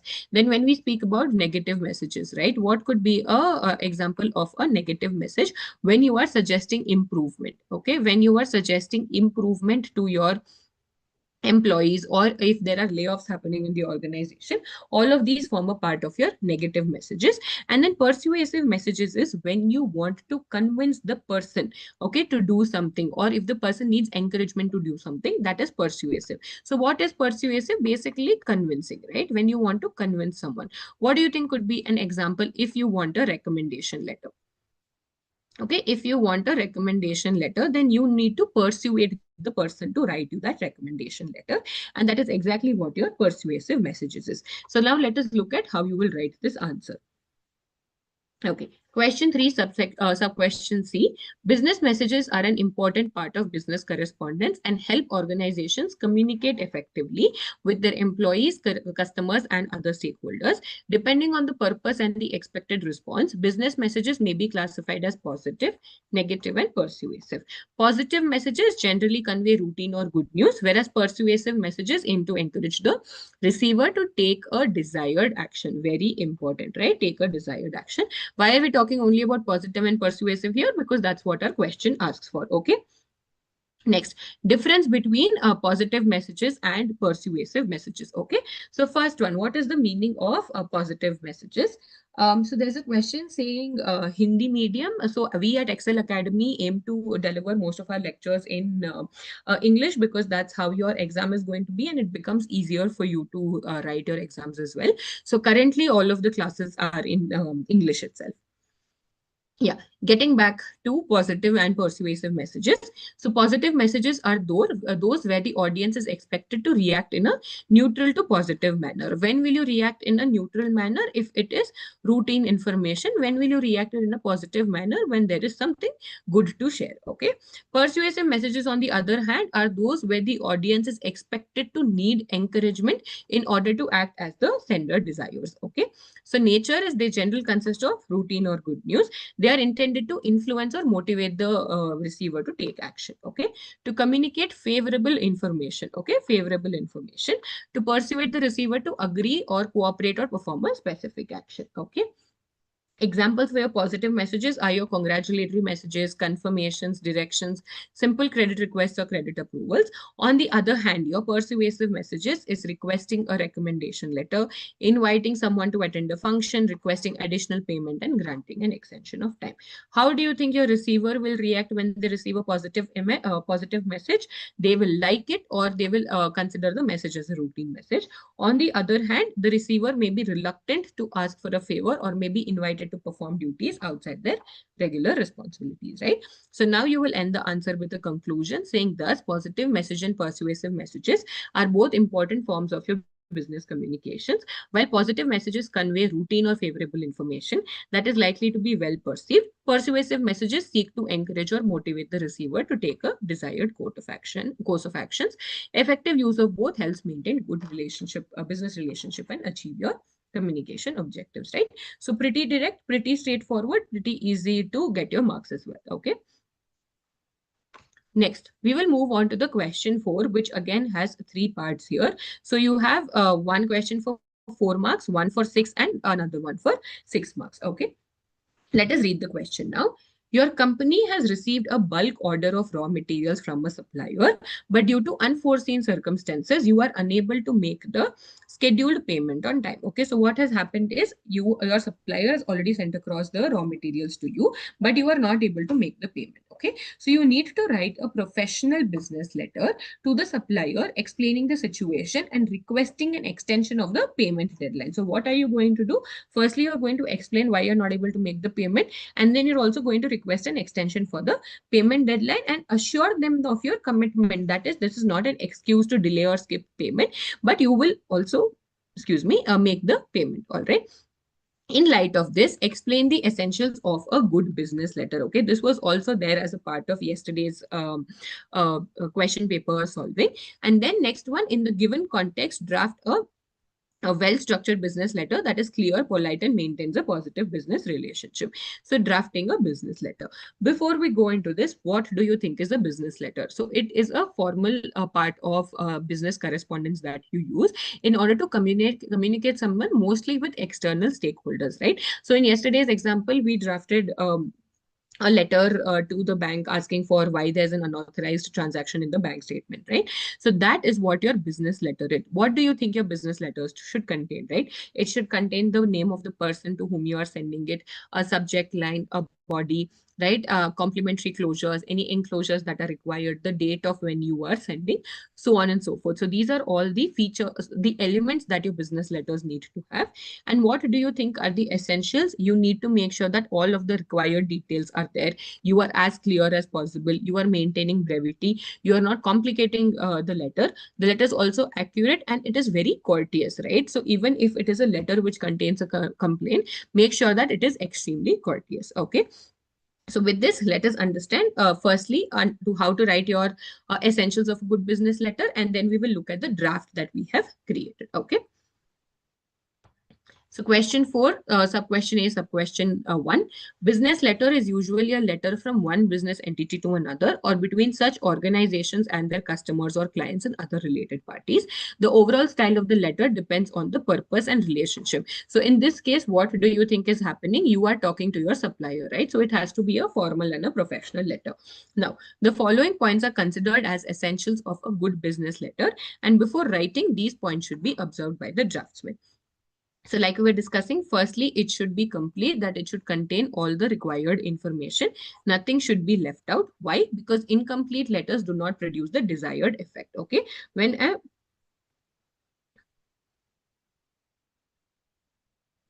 yes, incomplete letters do not produce. Yes, there is a comment here. Can you please connect with us over WhatsApp to solve this doubt of ours over the medium of exam? We will help you understand and clarify this doubt. There will be a link in the description to join the WhatsApp group wherein you can post these questions and reach out to us. We will help you out with this. Yeah. Yes, coming back to this, that is, the letter must be complete in itself. That is, it should contain all of the information. Nothing should be left out. Incomplete letters do not produce the desired effect on the mind of the reader. Okay. Now, why do you think so? Now, let's say, for example, in this case of ours, right, what are we going to do? We are going to write a letter where we are saying that we will not be able to make the payment now. So what will you do? You will mention the exact timeline by which you can expect the payment to be made, right? So you need to make sure that all of the details which are important to be communicated should be mentioned in the letter, right? So writer should grasp all the relevant facts and arrange them logically and systematically to incorporate them into the body of the letter. All right. The next, clarity. The writer must be clear about what he wants to convey, and then he should try to express it in a simple and a straightforward language. Why do you think clarity is important? So when you are conveying the message to the other person, you should be clear with your thoughts so that your communication has come across good to the other person. All right. Before writing, the writer should plan the message to be conveyed in order to avoid any sort of vagueness. Okay. Then simplicity. Your letter should be plain and simple in a very clear manner. Okay. That is, use of winding expressions and high sounding phrases should be avoided, because then in that case the understanding might be hampered. Okay. Accuracy. A business letter should not have any false or misleading statements, right? There should be no mistakes. Okay. Now let's say, for example, here I am saying, when I'm showing you the draft, if the draft contains, I will make the payment. If I actually wanted 30 days for payment, but I have missed out the zero and I've written just 3 days for payment, it will change the course of the letter entirely, right? So there is no scope for mistakes here. Mistakes, however small, should be avoided, right, as they cause inconvenience and trouble. All the facts and figures references should be made as accurate as possible. Okay. The next one is brevity, which means that avoid any unnecessary words and superfluous matters, right? So be as precise and concise with your letter as possible. Next one is sincerity. That is, make sure that you write it with sincerity. You should not have an imitation of anyone else. All right. Have your originality in your thoughts. And the last one is, sorry, last second one is, have courtesy in your business letter, because it pacifies your anger in the long run. Now, in this case, what are we doing? Your supplier has already given the raw materials to you, but you are not in a position to make the payment, right? This might anger the supplier, but if you are being courteous in your letter, then it might pacify their anger. Okay. So courtesy means that the general tone of the letter should be mild and there should be a consideration for the feeling of others. Curt and rude letters have got no place in the business world. Courtesy should not be sacrificed for the sake of brevity. Okay. That is, uncourteous and unpleasant language should be avoided, even though you are writing letters of complaints or letters of refusal. Okay. Next one is style. The words used in the business letter and the way in which they are used to express and express the writer's personality is what is style. Okay, so the style in writing, as in other walk of life, is a quality peculiar to the individual. Right, every person differs in style, so you need to make sure that you are staying as authentic as possible while writing your letter. Okay, and to conclude, thus a good business letter should be complete, clear, simple, accurate, brief, and sincere as well. Right. Observance of these essentials helps in conveying the message effectively and creating a good impression on the reader. All right. So I hope you are clear with the first question saying what are the essentials of a good business letter. Now, second one, we are going to show you the draft that we have created. Okay. So business letter, we will have a sample draft here. So we have started off with the letterhead here. So if there is no details that are given in the question, you are free to frame up your details. Any reference letter saying which number of letter is that the company is issuing, on what date, okay, to whom are you addressing. So this is basically your attention line. Okay, this is your date. This is your reference number. Okay, these are all made up again. Then I'm writing my subject, which is request for your extension of payment deadline. Then we are going to write our salutation. So what is your salutation? Basically, whom are you addressing the letter to? Okay, so if you know the name of the person whom you are addressing it to, you can write the name here, or else you can just say dear sir / madam. Okay. Then you start off with the main body of the email, of the letter. We thank you for your timely supply of raw materials against a recent bulk order. We appreciate your continued support and cooperation in maintaining a business relationship. What is this? This is basically courtesy that we were just talking about, right? You're being as courteous as possible in your letter. We regret to inform you that due to certain unforeseen circumstances and temporary financial constraints, we are unable to make the scheduled payment. We therefore request you to kindly grant us an extension of payment deadline by 30 days. We are being very specific. We are not being vague. Okay. We assure you that this delay is temporary and that the outstanding amount will be cleared within the extended period. Okay. We value our long-standing business association and remain committed to fulfilling all our obligations. So what did our letter question ask us, right? So what did we want to do? We wanted to request a deadline and also assure them of our commitment. So we didn't stop at requesting a deadline extension, but we are also telling that we value our long-standing business organization and remain committed to fulfilling all of our obligations. We sincerely apologize for any inconvenience caused and seek your understanding and cooperation. We look forward to a favorable response. Then you have your yours faithfully. This is nothing but your complimentary clause. Okay. Then your signature saying who is it that is sending the letter. So I have again made up the name, finance manager at this particular company. So this is how your letter should look like. Questions like this is very easy to answer because it takes much lesser time to write than your descriptive answers. However, to frame it, it might take you a minute or two extra. So depending upon how comfortable you are with drafting, you can go for answers like this. Okay, it is much easier to write it down and takes a lot lesser time. Okay, so the reason I have marked these is you remember the elements that any business letter should contain. All right. So I hope you are clear with the drafting that we have done here. If there are particulars are not given in your question, then in that case, you can go ahead and frame up those by yourself. All right. Great. Next one. The last part of question number 4 here is draft an office memorandum. So again, this is a drafting based question. Office memorandum informing employees about the new biometric attendance system to be implemented from the 1st of May. All right. So now, what is an office memorandum? Okay. Office memorandum is firstly an internal mode of communication wherein you are informing something to your employees. Okay. Wherein you're informing something to your employees. There can be two types. You are either informing all the employees in general, or you're informing it to a particular employee. So again, certain few things that need to be in your office memorandum is your company name, your reference number, the fact that it is a memo, the date on which it is given out, your body of the office memo, your signature, and to whom it is being addressed. Okay, all of these are essentials of an office memo. Keeping this in mind, let us have a look at the draft that we have created. Okay, Yes. So this is a draft of the office memorandum. So firstly, I've written the question number here. Again, I have made up the name of the company and the place.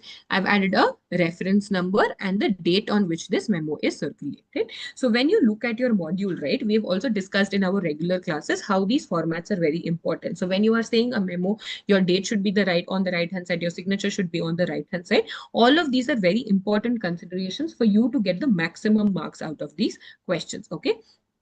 What is our question asking us? They are telling that there is a new biometric attendance system, right? That's what we need to talk about. So this is an office memorandum.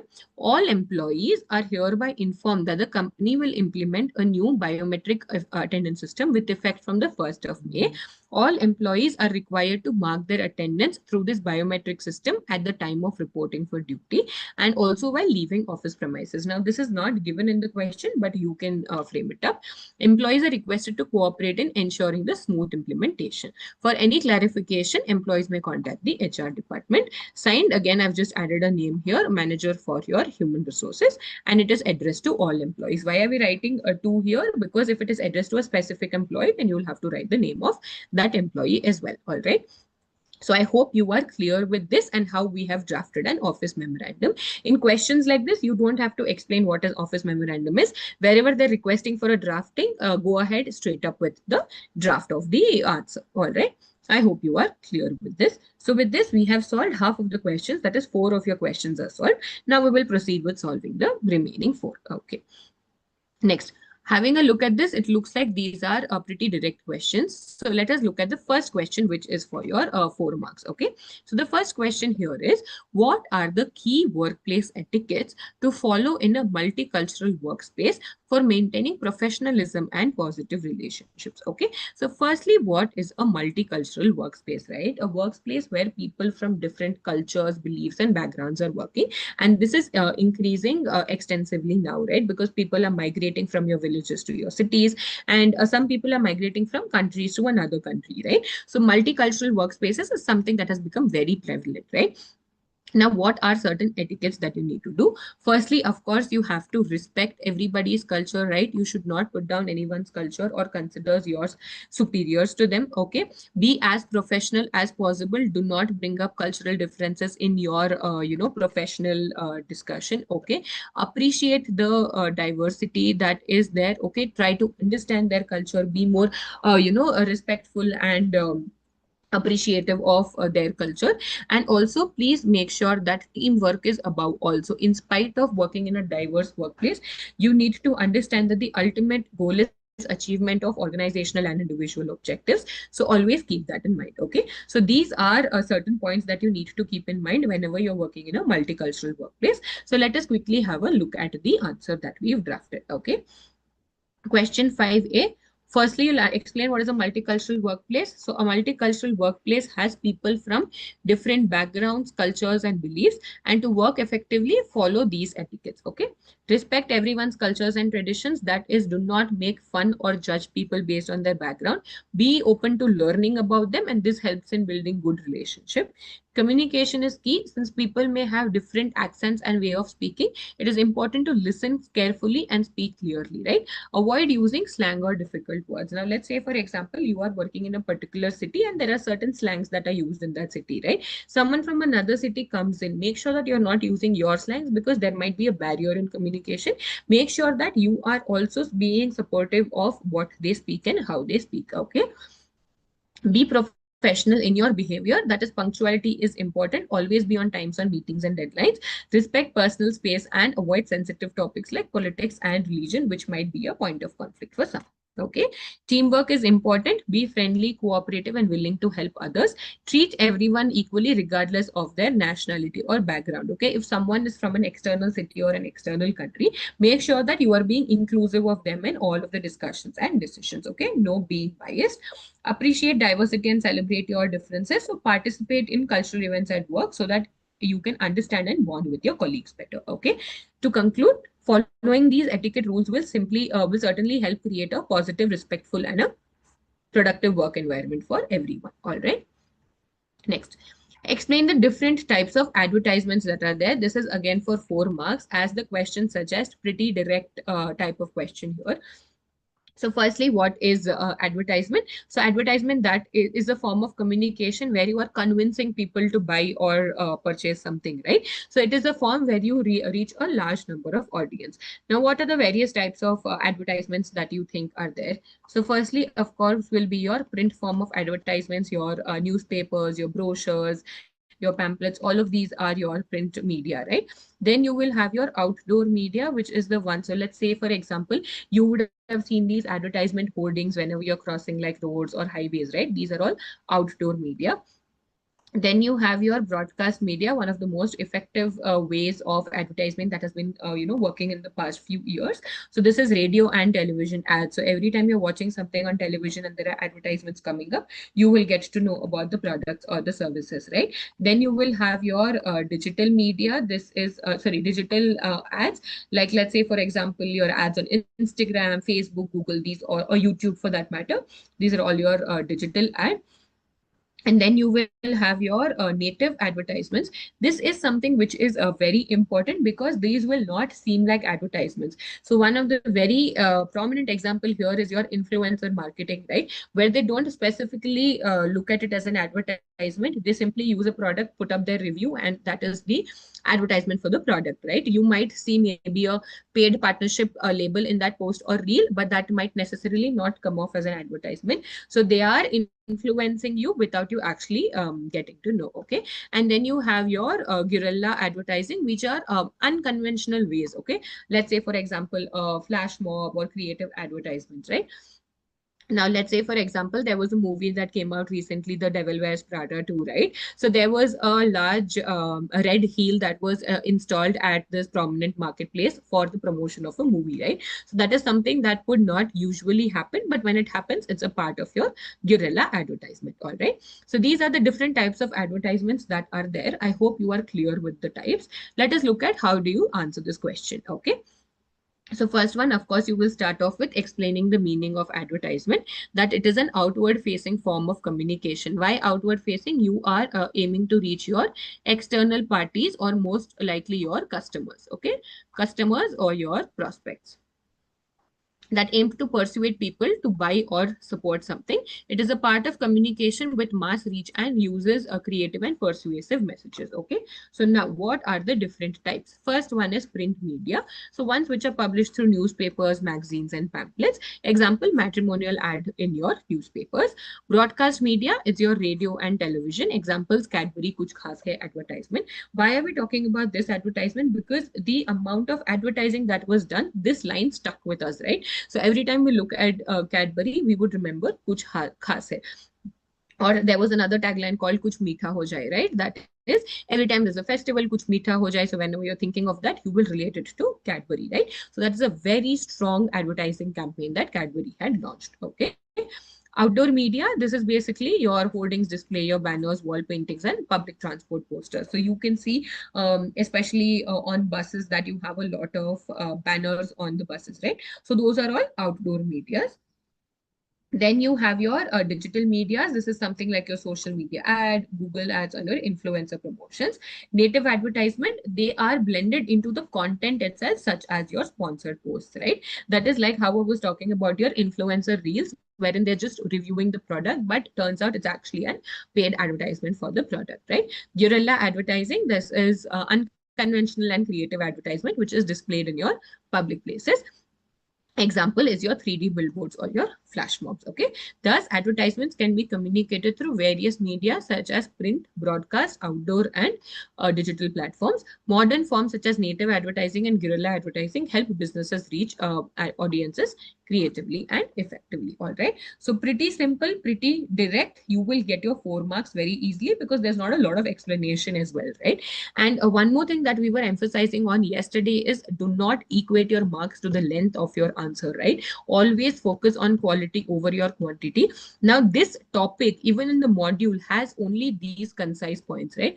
Do not go about explaining beyond the point that is required with a view to increase the length of your answer, right? If the module has length, stick to that length. But if it does not have length, do not extend the answers beyond a required point. All right. So I hope you are clear with the question of different types of advertising. Okay. So now The next question here is again a very interesting form of question wherein you have 8 separate questions, and all they are asking to do is identify the terms. All right, so towards the end of the subject we had common business terminologies, right? So this is where it is coming from. So it is giving you the explanation of the term and asking you to identify the term. Okay, so we will go through all of these one by one and then answer the question and see how to write it as well. Okay, now, a rising energy company, Future Solar Limited, is preparing for its IPO. To ensure the success of the share issue, they hire a specialized financial firm that undertakes to purchase the shares not subscribed to by the public for a commission. Okay, identify the term or the financial firm that guarantees to buy the unsubscribed shares. So this whole process is known as underwriting. What is this process known as? Underwriting. Okay, so what happens in case of underwriting? In case of underwriting, it says that, let's say, for example, if so 90% is a minimum subscription that is required. Say the public has actually subscribed to only 82%.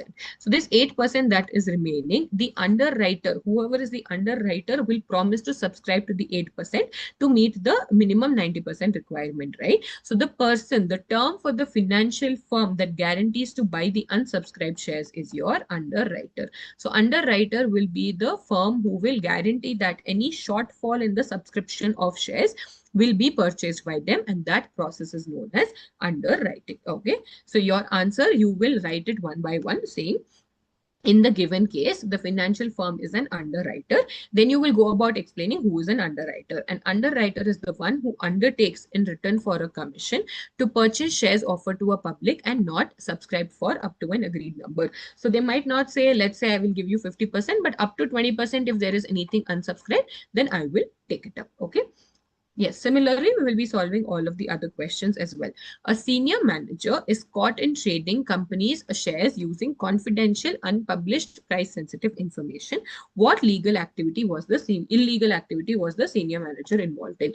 Even if you don't know the term, is very easy to remember. Why? Because this person is someone who is an insider, who has access to your UPSI, that is unpublished price sensitive information. And if they are trading in the company shares, then it automatically makes it insider trading.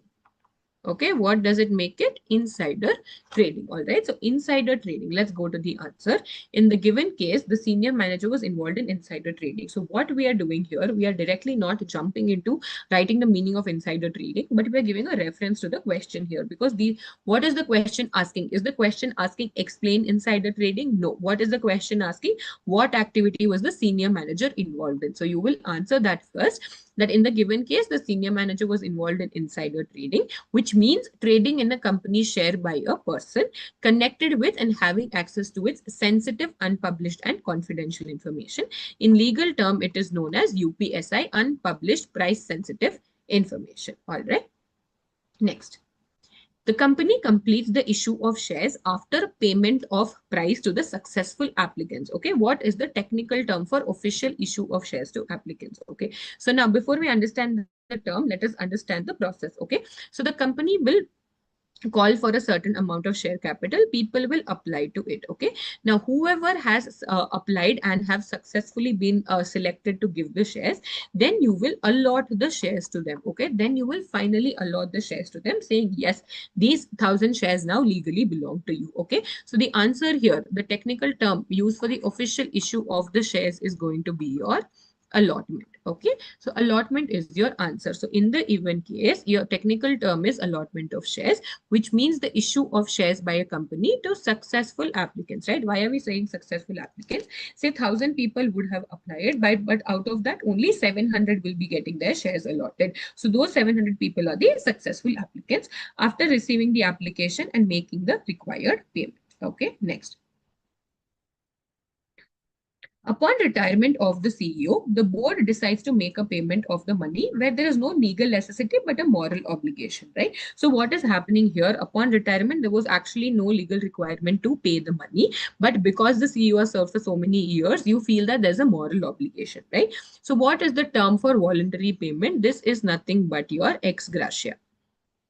okay, wherein you are making a payment where there is no actual requirement to do so, but you are doing it out of a moral obligation. All right, so this is what your ex gratia means. This was also an option in yesterday's model paper. Okay, so in the given case, the voluntary payment made to the CEO is called ex gratia. It means some action, normally the payment of money taken where there is no legal necessity, but there's also a moral obligation to do so. Okay.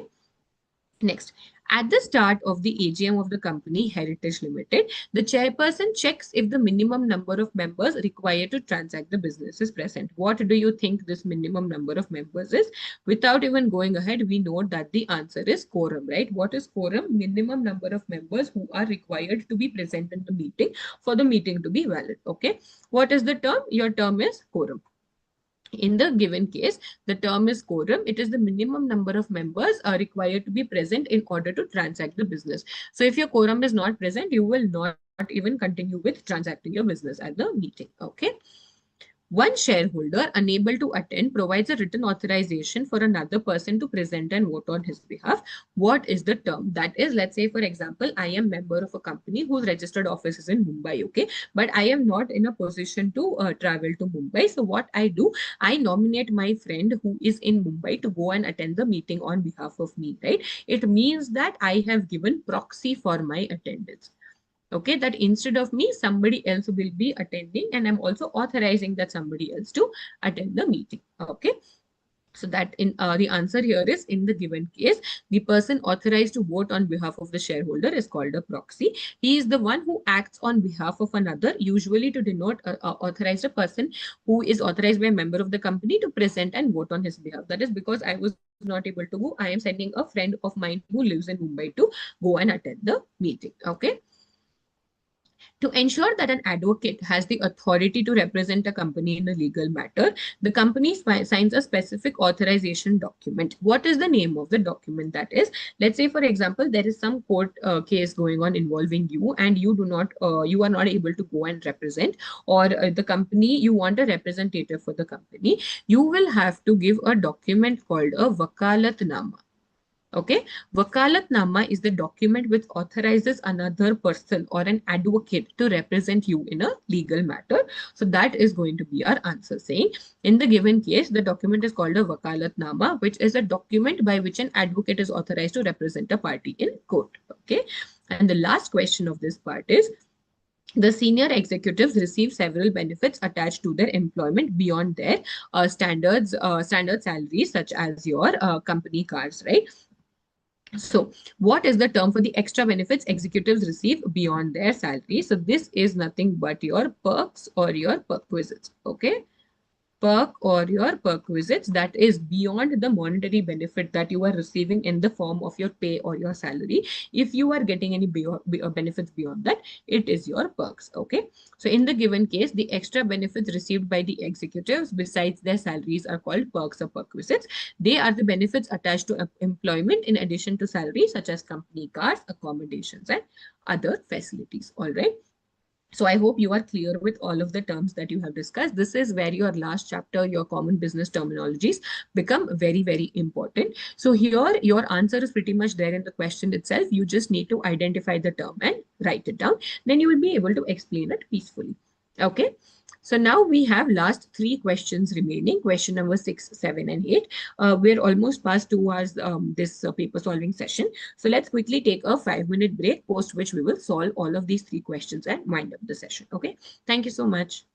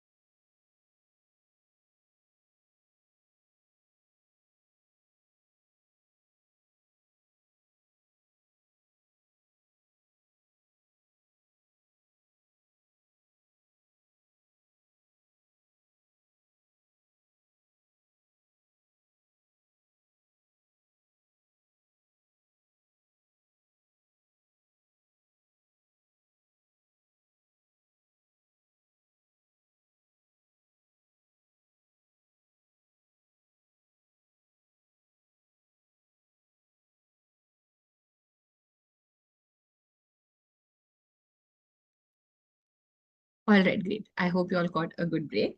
Yes, proceeding with question number six. So let us see how question number six is being framed. So here there are total 8 marks and 1 mark for each, which means that there are 8 questions here for a mark each. So it is either going to be the MCQ type of question or like a fill in the blanks sort of a question. And then you have 2 questions which are pretty direct for 4 marks each. Okay. So now let us now understand and have a look at each of the questions one by one. All right. So now here, the first question talks about your punctuation marks. All right. So when we were studying our English grammar, we saw that punctuation marks is very important, right? What are the different types of punctuations that we saw? We saw colon, semicolon, full stop, comma, apostrophes, exclamatory mark, question mark, right? So what is the first question asking us here? Saying, if I had known about the meeting earlier, I would have attended it. Punctuate the sentences. Okay. Prima facie, first thing, your sentence should start with a capital letter. If I had known, and your I also should be in capital. I would have attended it. I should also be in capital. You should always end your sentence with a full stop. Now, how do you join these? Sounds like two different parts of a sentence, right?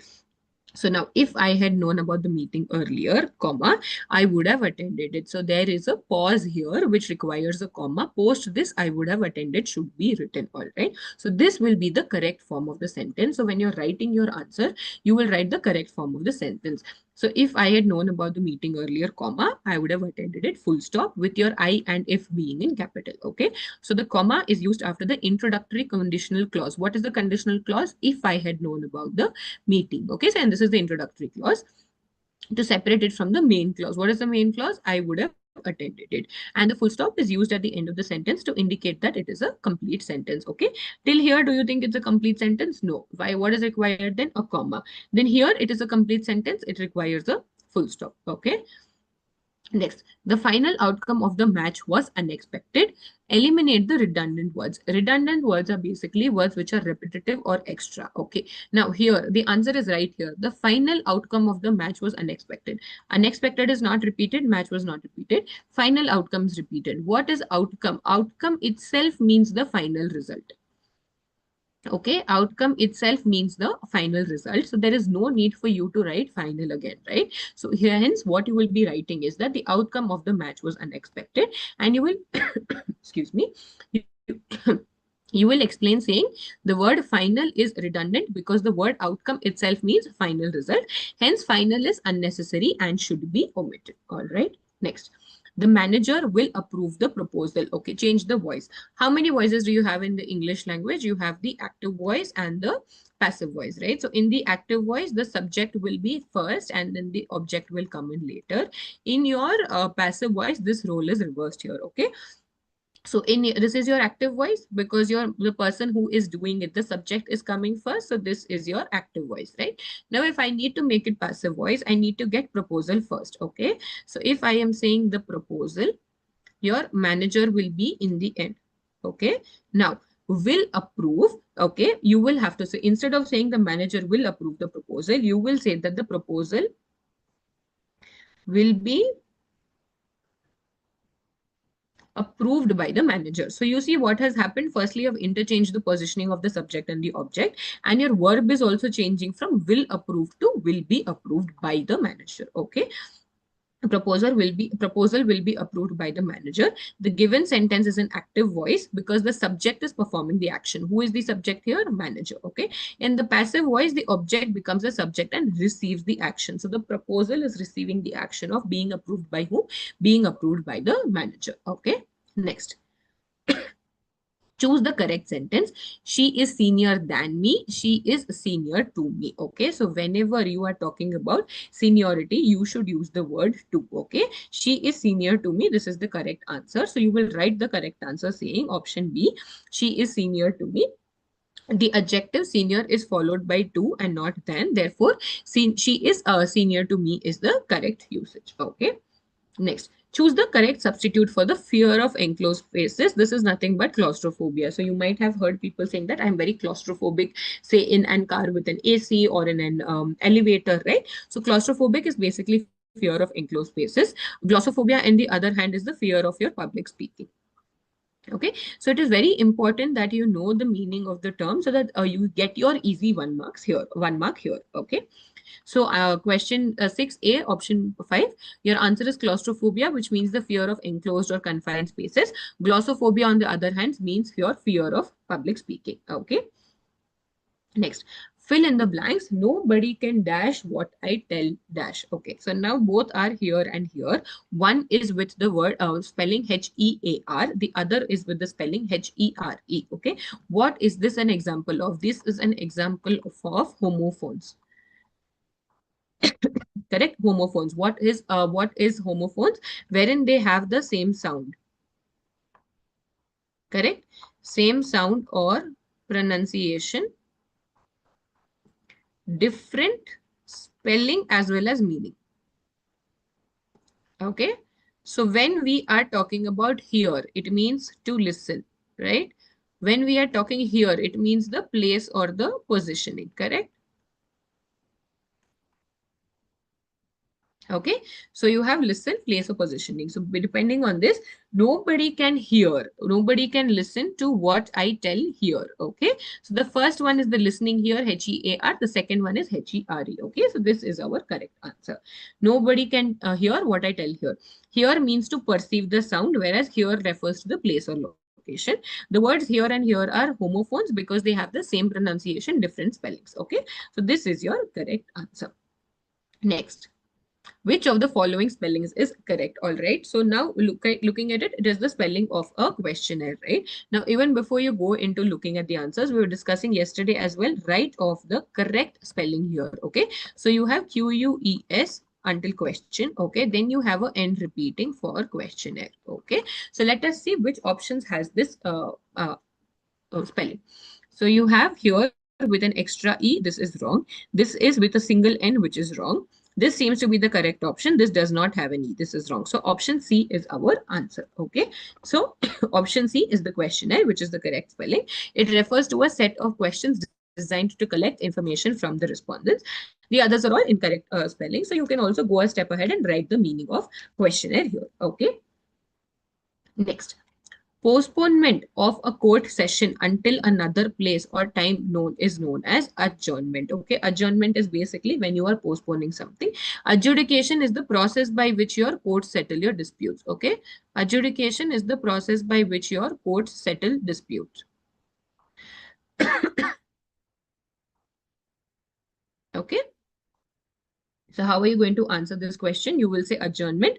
Adjournment means the postponement of a court session, meeting, or hearing until the next time. Even in your Companies Act, there is the concept of adjournment of, say, a meeting if there is no quorum. Okay.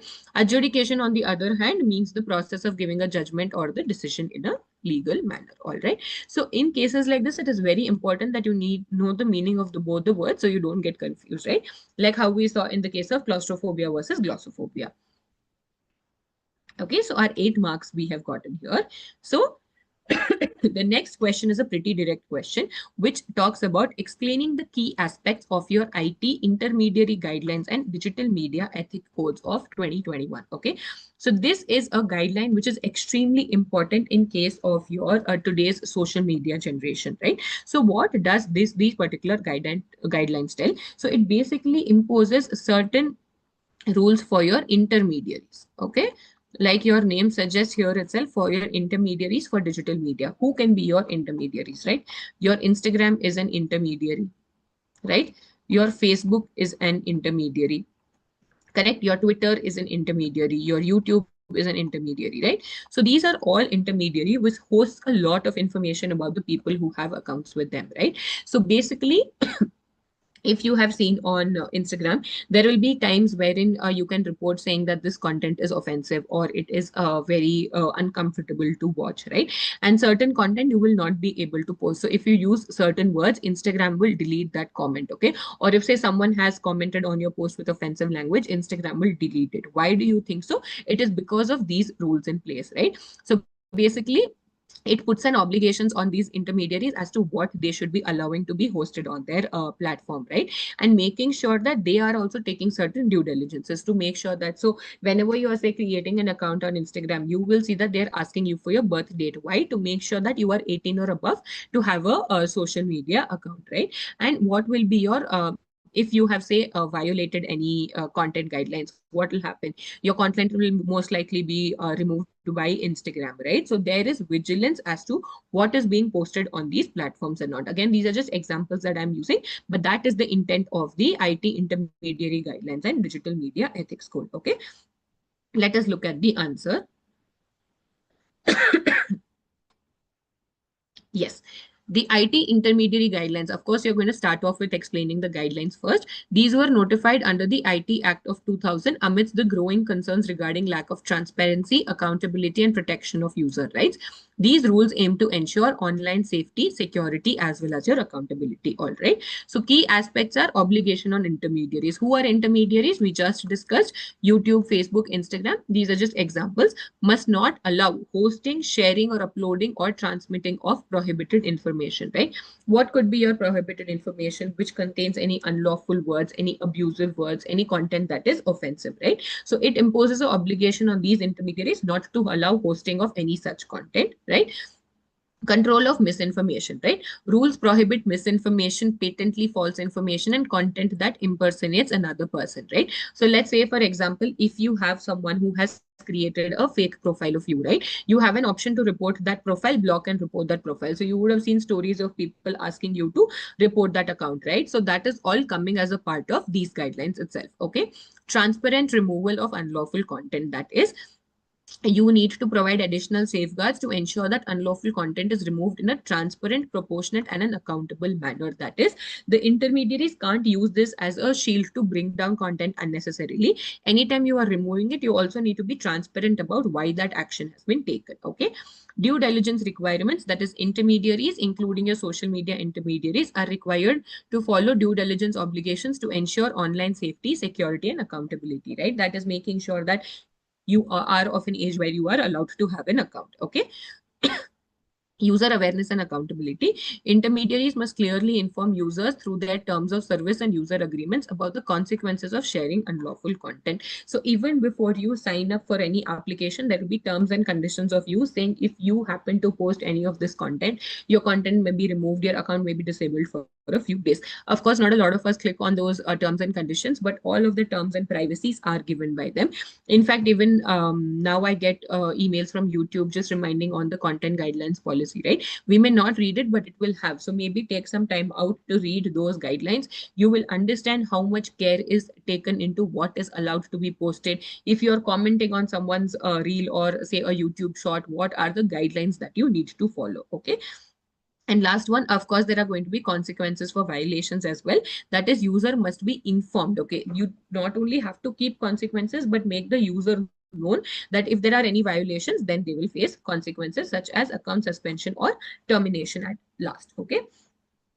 Thus, these guidelines seek to promote transparency, accountability, and responsible use of digital platforms. All right. So I hope you are clear with this. Very interesting, very prevalent for all of us in today's generation. Okay. Then the next question, what is a memorandum and when should it be used, right? We just saw drafting of a memorandum, right? So what is a memorandum? It is a form of business correspondence, which is a short note and usually used for internal communication itself, right? So what we will do here, we don't have a lot of explanation. So we are going to go a step ahead and write a sample memorandum as well. Okay. So what is a memorandum? Memorandum means a note or record for future use. It is a useful mode of internal communication. Very important. It is purely for internal communication and is preferred when the information needs to be conveyed in writing. A memorandum should be used for internal communication within an organization when information, instructions, approvals, decisions, or notices need to be communicated, right? Like, let's say, for example, now you need to start being more sustainable in the office, right? You need to, like our example had, implement the new biometric system that is there, right? All of these can be communicated by way of memorandum. Why? Because these are all internal communications, right? Unlike business letter, memorandum does not contain an inside address, salutation, or a complimentary supplementary clause. Why? Because this is more a formal setup, right? And it is also used more in external communications, whereas memorandum clearly is an internal communication. It may also be used as an office circular when addressed to all employees. So we were just discussing saying in memorandum, you can address it either to a specific person or to all employees. The minute you tell it to all employees, it becomes a office circular. Okay. A specimen of a memorandum. So since there is very little explanation available, we thought it would be good to add a small specimen as well. Okay. So we have just taken a sample, name of the company, the place, reference number, date, and memorandum. Okay. Shri Mukesh is hereby informed that office has no objection in him pursuing his part-time MA degree course in the evening. However, grant of leave is subject to exigencies of office work. So your manager has signed this. You are addressing it to a specific person, right? So memos are usually addressed to a specific person. Thus, a memorandum is simple and convenient written communication tool within an organization. Okay. Very important. This is your primary focus, that your memorandum is extremely internal. All right. So I hope this is how you're able to. So now why did we add the specimen here? Because writing just the meaning would not have been sufficient since this is a 4-marker question. Okay. Again, it's not about the length, but the quality of the content. All right. I hope you are clear with this. So we have now completed 6 questions. We have last 2 questions remaining. Let us have a look at the 7th question here. How is it divided? So it is divided into 2 questions of 6 marks and then 1 question which has 4 sub questions of 1 mark each. Okay. So you see this subject gives you a lot of scope for scoring those little marks. Okay. By giving these type of questions like explain the term. So you explain the term well and you will get your answer, your 1 mark sure shot. Okay. Let us now understand and look at the 7th question, part A. The company management has decided to organize a fire safety drill next week. As the safety officer, draft an office circular to all the employees. We were just discussing memorandum is an office circular is a memorandum which is addressed to all of your employees, right?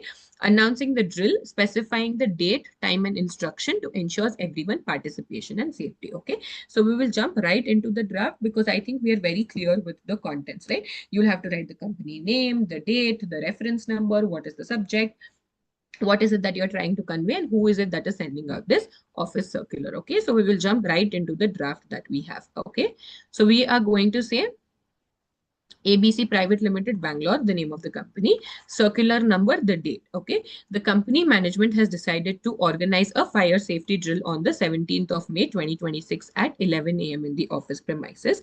All employees are required to participate in the drill and strictly follow the instructions. Employees are expected to remain calm, proceed to the designated assembly area, and cooperate fully. Okay. The drill, so you will also explain the rationale as to why the drill is being done. So it is conducted to ensure preparedness and awareness regarding fire safety procedure. Participation of all employees is mandatory. Okay, signed by you, the safety officer. Now, if you see here, in case of your memo, you had a to here, right? To all employees or to Mr. Mukesh as in case of your previous example. But do you think that is the case here? No. Why? Because office circular is intended to be for all employees. So you don't need to write a separate to. Okay. So it is meant for all employees in default. Okay. But on the other hand, if we are saying write a memo to all of the employees, then you will specifically write to and say all employees, right? So I hope you are clear with how you need to draft your office circular. Okay. Next. Excuse me. Okay, so the next question again that we have is one of the drafting itself, right? Which is drafting an office order. Okay. Now, the management of your company has decided to transfer an employee, Mr. Rajesh Kumar, who is a PM product manager, from the Mumbai branch to the Delhi branch effective 15th of April. As the HR manager, draft an office order informing the concerned employees and relevant departments about the transfer, specifying the effective date and reporting instructions. Okay, so we will jump right into it. So what do we need to make sure? You are addressing it to Mr. Rajesh Kumar. You are marking all of the relevant people. You are giving him dates about the effective date as well as the reporting instructions. Okay. So you are going to write saying what order number is this? What date is this? Okay, office order. This is the title. So Mr. Rajesh Kumar, product manager, Mumbai branch, is transferred to Delhi branch on the same rank and pay with effect from 15th April. He shall hand over charge to the branch head, Mumbai branch, and report at the Delhi branch on 15th of April. Okay, so we have included all of the requisites that the question has asked us, right? So what do you want? You are informing the relevant departments, effective date and reporting instructions, right? So what are the reporting instructions? That you will have to hand over charge to your Mumbai branch and report at the Delhi branch. So you are signing at the HR manager. Very important, all of the concerned people are informed. You have to inform the head at Mumbai branch, head at Delhi branch, and the person to whom you are giving this office order to, right? So if you see here, these are pretty short answers but will get you enough marks. Okay, I hope you are able to understand how the whole drafting scenario works. Okay. Next one, again, very easy to score. You have four terms that have been given you, and you need to explain each one of these terms. Okay. So first term that we have here is your web or your World Wide Web or simply web. Okay. What is it? It is a way of accessing information. So it is a medium of accessing information around the world, correct? It is a medium of accessing information around the world. The next one is a browser. Again, it might get confusing. You might interchange web and browser, okay? But what is a browser? Browser is the platform or the website, okay? Browser is the platform, website, or the application which helps you access, okay? Which helps you access all of the information. Okay, which helps you access all of the information, right? Now, what is internet? Internet is an external network, correct? Internet is an external network or a network of networks which helps you access all of the information globally. And the last one is e-correspondence. Yes, e-correspondence, as the name suggests, is electronic or email correspondence wherein you are communicating through emails. Okay, wherein you are communicating through emails. All right. So these are just explanatory terms that I have used to explain what these terms are. Let us have a look at how do you answer them. Okay, so the first term we have question 7 subsection C. First term, web. The World Wide Web or simply web is a way of accessing information over the medium of internet. It is an information sharing model that is built on top of the internet. Second one is browser. It is a software application that enables you to find, retrieve, and display information available on the World Wide Web. It allows you to transfer information resources on the www. Internet is the network of networks, very important, and is used for many applications. It allows you to share resources and applications with ease. So if you see, all of these carry 1 mark each, right? So we have not gone into the depth of understanding. We are being pretty direct with our answers. E-correspondence is commonly known as email correspondence or electronic correspondence, and it is an electronic method of providing you with information on your registered email address. All right. So these are the kind of questions which will fetch you very easy marks if you know and have understood the terms well. Okay. Next. So with this, our 7th question has been completed. Next, we have the 8th question here, wherein we have 3 parts. Part 1 is 6 mark, which is again a drafting question. Part 2 is 5 mark, which is again a draft. And part 5, very, very simple. You have the terms and definitions. You just need to match these two. Okay. So let us begin with the first question. The Board of Directors of Aptech Limited held a board meeting on the 20th of March at 11 a.m. to discuss previous meeting minutes, opening a new manufacturing unit, appointment of internal auditor, any other business matter, draft the minutes. Pretty simple. We did this yesterday as well. Firstly, what are minutes? Minutes are basically written records of discussion. Okay. Minutes basically are written records of discussions, right? That is what happened in the meeting, what was decided, who was present. So what are the various things that you need to include in your minutes of the meeting, right? So you need to have the company name, you need to have the date, day, time, venue, correct? Then you need to have the list of attendees. Okay. Then you need to have your matters discussed. correct? Your matters discussed, your signature, and the date of entry and signature, right? So with this, let us look at the draft that we have created, okay?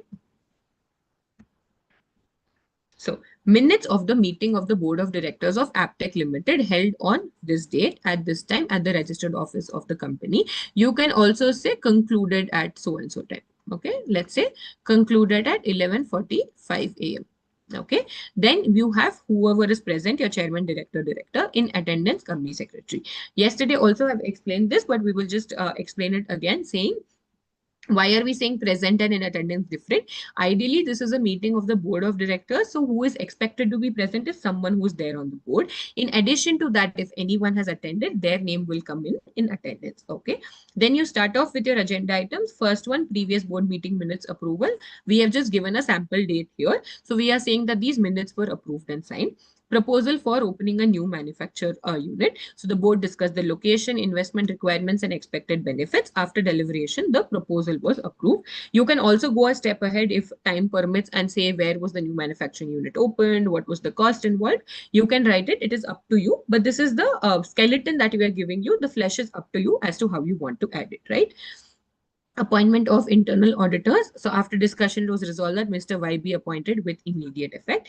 Any other business. So why do you think we include any other business? Let's say while sending out the agenda, we thought that there are these three matters which are important. But at the meeting, if the board was discussing and came up with any other item that they had to discuss, they can do so, but with the permission of the chair. And if there are nothing else discussed, you just mention that saying no other matter taken up was taken up for discussion. Okay. So there being no other business to transact, the meeting concluded with a vote of thanks to the chairman, your chairman's signature, and your date of entry in the minutes book. All right. So this is how you draft your minutes. Again, very simple, takes much lesser time than writing your direct answers. But of course, framing your thought is something that will take little additional time. Okay. Next one. You are the project coordinator. A client recently completed a training session organized by your company. You need to send a professional email requesting their feedback on the session to help improve future programs. Draft the email politely, encouraging honest responses, right? So now, whenever you're sending an email, what are we doing here? You need to request a feedback session from your client. Okay, so what are the essentials of an email, right? You will have your to address to whom you're writing it.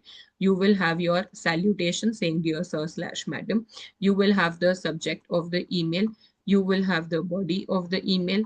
You will have your complimentary closures. Yeah, you will have your signature. Complementary closure is something again which was used earlier times, not necessarily. Now people are prevalent over signatures. And if you have any attachments, you can add those attachments as well. Okay, so let us look at the sample that we have drafted in this case. So we have here saying to, we have just indicated a dummy email ID here. Subject request for feedback on training session. You have your salutation here saying dear sir or madam, thank you for participating in the training session organized by our company. We would appreciate if you could share your valuable feedback regarding the session.